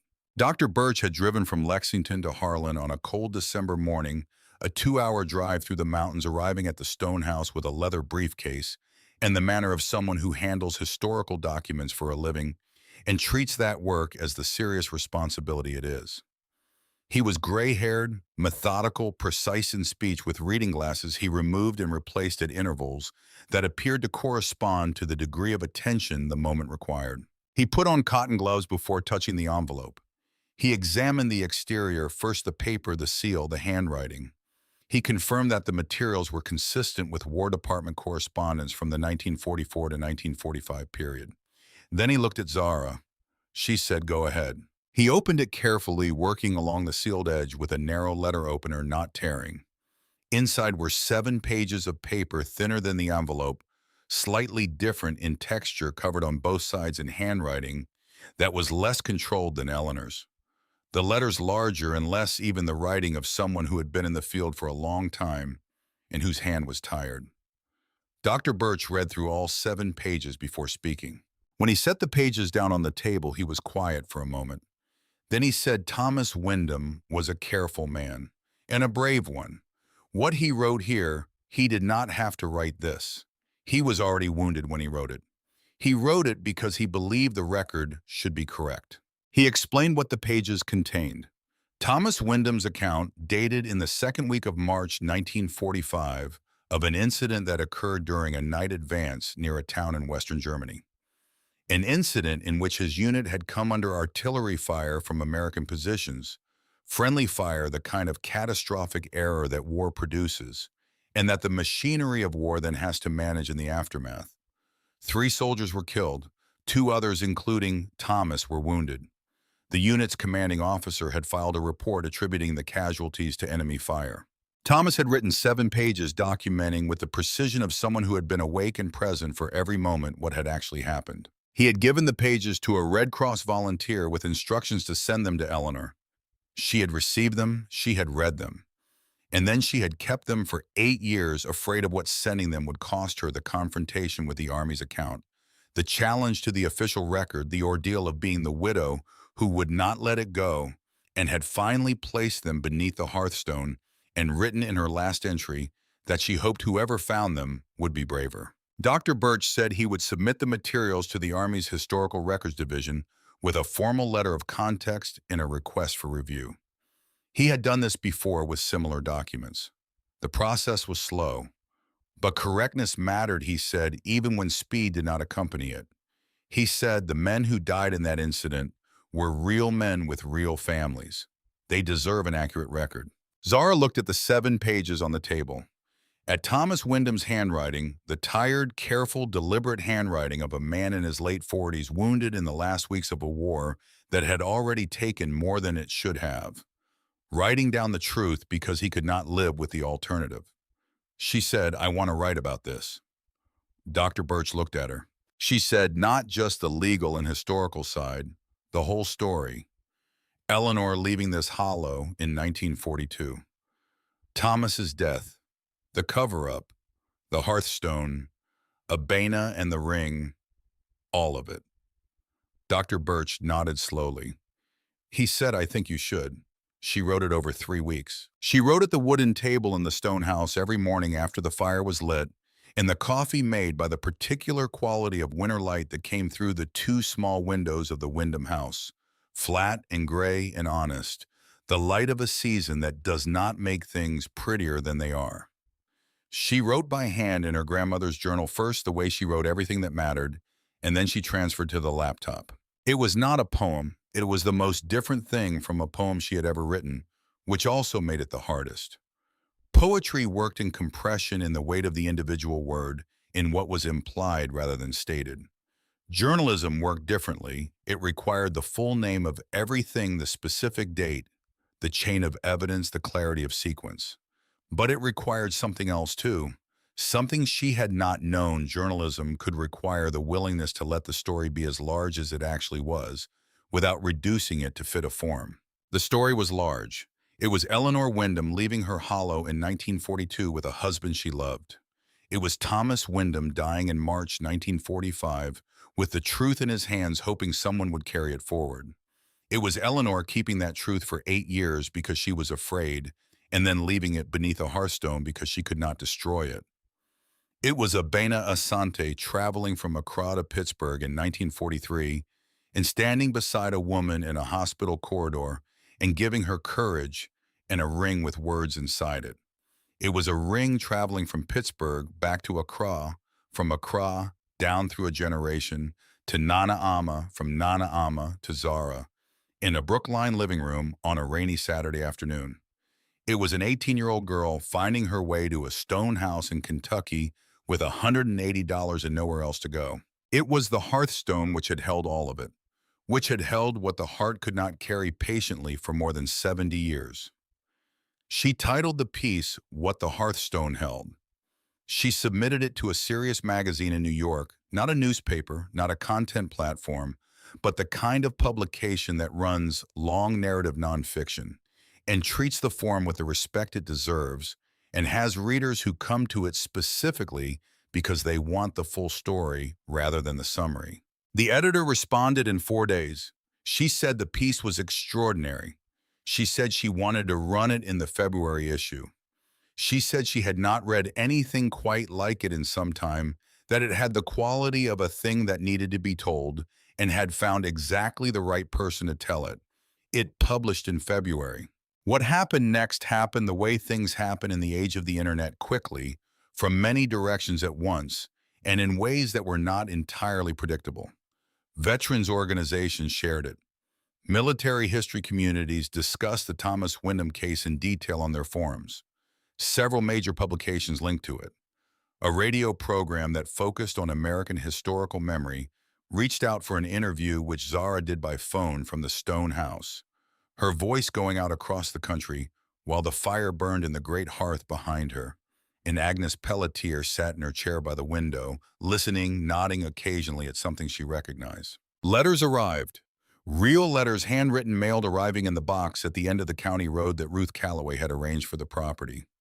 Letters from veterans' families who had their own sealed envelopes, their own hearthstones, their own truths that had been held in hiding for decades, waiting for someone to carry them. Letters from people who had read the piece and recognized in Eleanor Wyndham's dilemma something they had faced themselves, the weight of knowing something true that cost too much to say. Letters from women who had loved men who died in wars and who had spent years afterward managing the official account of how they died, which was not always the actual account. One letter came from the Army's Historical Records Division. Formal measured acknowledging receipt of Thomas Wyndham's account in the opening of a review process. The process would take time. The record would be given full consideration.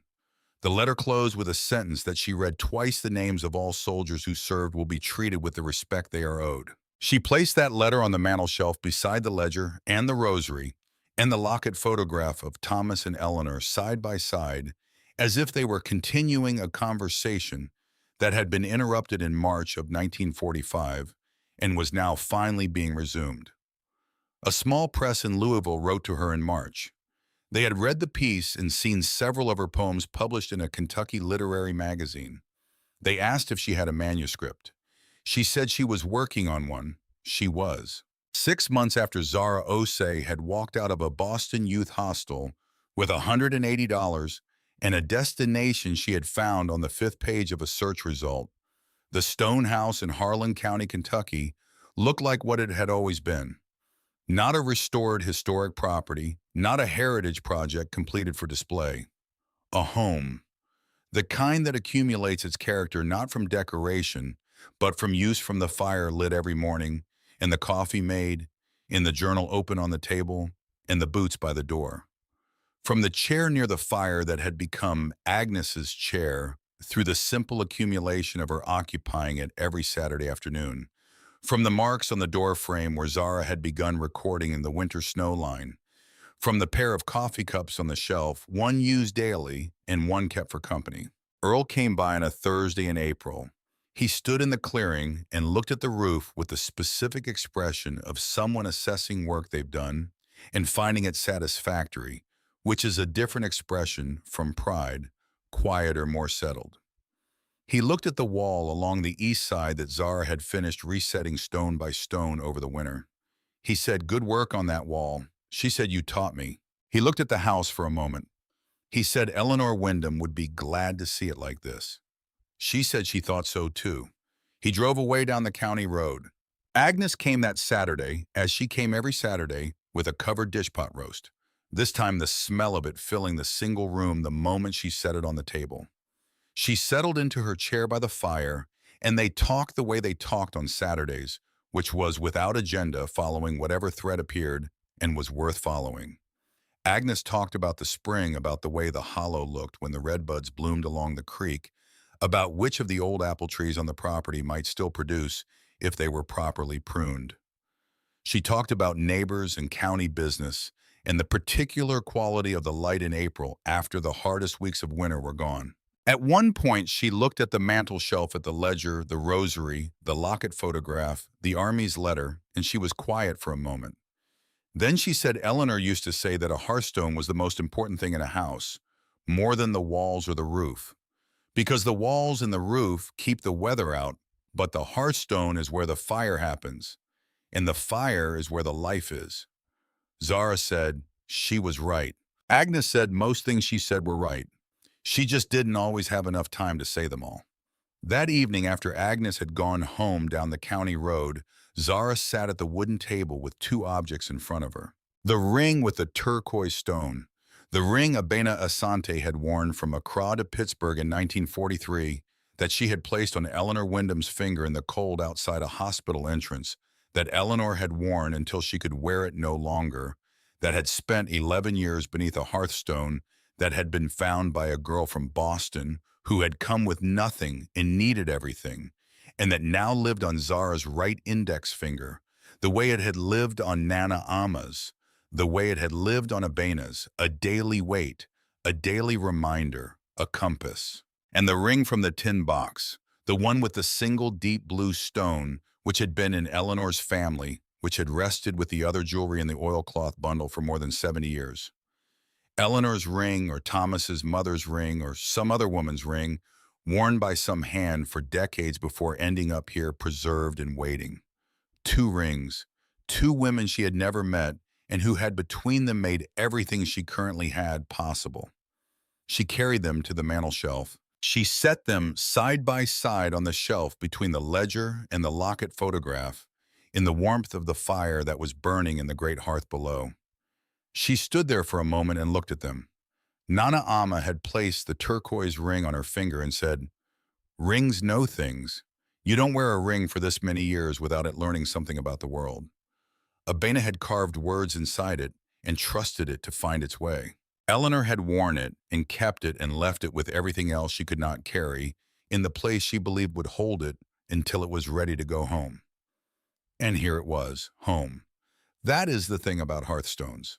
They are not simply the floor in front of a fire. They are the center of a house, in the oldest sense of that word, the place where the fire is tended, where the family gathers, where the cold is refused entry, where the day begins and where it ends. The people who built their homes around hearths in the centuries before thermostats and radiators understood something about warmth that we have partially forgotten, that warmth is not a utility, not something you dial up and walk away from. It is a relationship. It is the fire you tend, and the fire tends you back. It is the thing you come home to. A hearthstone holds more than heat. It holds the years of standing before it, the hands held toward it on cold mornings, the conversations held in its light, the silences kept in its warmth, the particular silences of grief or of relief, or of the kind of contentment that does not need to announce itself, because it is simply present, filling the room, the way warmth fills a room from the center outward. It holds what the people above it could not carry through a whole life, the grief too large for daily use, the truth too costly to speak in its own time, the love too full to contain in any ordinary way. And what is set down in a hearthstone does not disappear. It waits, with the patience of stone, with the long, unhurried faith of something that has no reason to doubt that the right moment will arrive, because it has seen enough moments to know that they do. Eleanor Wyndham had understood this in the midnight of 1942, sitting at a table in a hollow in Kentucky with a lamp burning and her husband's boots by the door and the knowledge that she was about to leave everything she had ever known.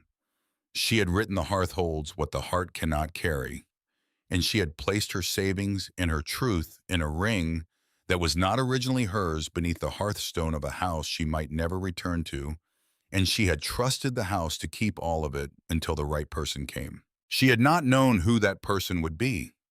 She could not have imagined her an 18-year-old girl from Boston with Ghanaian grandparents and a turquoise ring and a journal full of poems and $180 and no plan except the one that was forming itself in real time. She could not have imagined any of that, but she had trusted the future enough to leave something in it. She had believed, without being able to prove it, that the future would send someone who could use what she was leaving. Abena Asante had understood the same thing in a different form. She had carried a ring from Accra to Pittsburgh in 1943, with words carved inside it that amounted to an instruction, a direction, not a sentiment. Carry this to where love needs to go. She had placed it on Eleanor Wyndham's finger in the cold outside a hospital entrance, and she had gone home back to Accra to the life that was waiting for her there. And the ring had stayed in the Wyndham Hollow for 60 years, until a girl who was Abena's great-granddaughter walked through the oak door and put her hand in the dark beneath a hearthstone and found it. The ring had known. Nana Ama had been right about that. Nana Ama had placed it on Zara's finger in a Brookline living room on a rainy October afternoon when Zara was 12 years old and had not yet become the person the ring was traveling toward, and she had said, "Rings know things." She had said it as fact, not as charm, not as the kind of thing people say to children to make the world seem more magical than it is. She had said it as someone who had inherited a ring with a purpose, and who understood that her job was to continue the journey to carry it to the next stage. Nana Ama had carried it from Accra to Boston summer after summer in the bag with the gifts and the ingredients that she would not trust to American supermarkets. She had placed it where it needed to go. The old stone house in Harlan County, Kentucky, had been waiting for Zara Osei for 70 years without knowing her name. It had held Eleanor Wyndham's secrets in its limestone walls with the patience of something that understands that some truths require a long time to find the right person to carry them. It had turned away 3 people who came with the wrong readiness or the wrong intention. And when Zara had finally walked over the rise in the path and stood at the edge of the clearing and looked at the house in the October morning and felt, without being able to explain it, that she was exactly where she was supposed to be, the house had recognized her. Not because she was special in any appointed or destined way, because she had come with nothing and needed everything and was willing to stay, because she was the person the house had been holding its breath for. And the hearth had held everything that needed holding. Thomas Wyndham's truth, 7 pages of careful, tired handwriting, had spent 71 years beneath a hearthstone waiting for someone who would send it where it needed to go. 3 soldiers who had died in an incident the official record described incorrectly were because of those 7 pages on their way to having the record corrected. That would not undo anything. It would not bring anyone back. But it would be true, and truth has a value that does not diminish with time. If anything, it compounds. Eleanor Wyndham had known she was not brave enough to send the letter herself. She had written, "I hope you are braver than I was." She had written it not as self-condemnation, but as a request, a trust placed in the future, a belief that the future would produce someone who could do what she could not. The future had. Zara Osei was 18 years old and had just been kicked out. She had $1 to her name, and she spent it on a crumbling stone house in the hills of eastern Kentucky, on a hearthstone that had been keeping secrets for 70 years on a hollow that had been waiting for someone who would stay and build a fire and write the truth and carry what needed carrying. It was the best dollar she ever spent. And if this story has found you wherever you are, whatever you are carrying, consider subscribing to this channel. The stories we tell here are meant to travel. And tell us in the comments, has a stranger ever left something behind for you? Something that arrived at exactly the right moment from a direction you did not expect.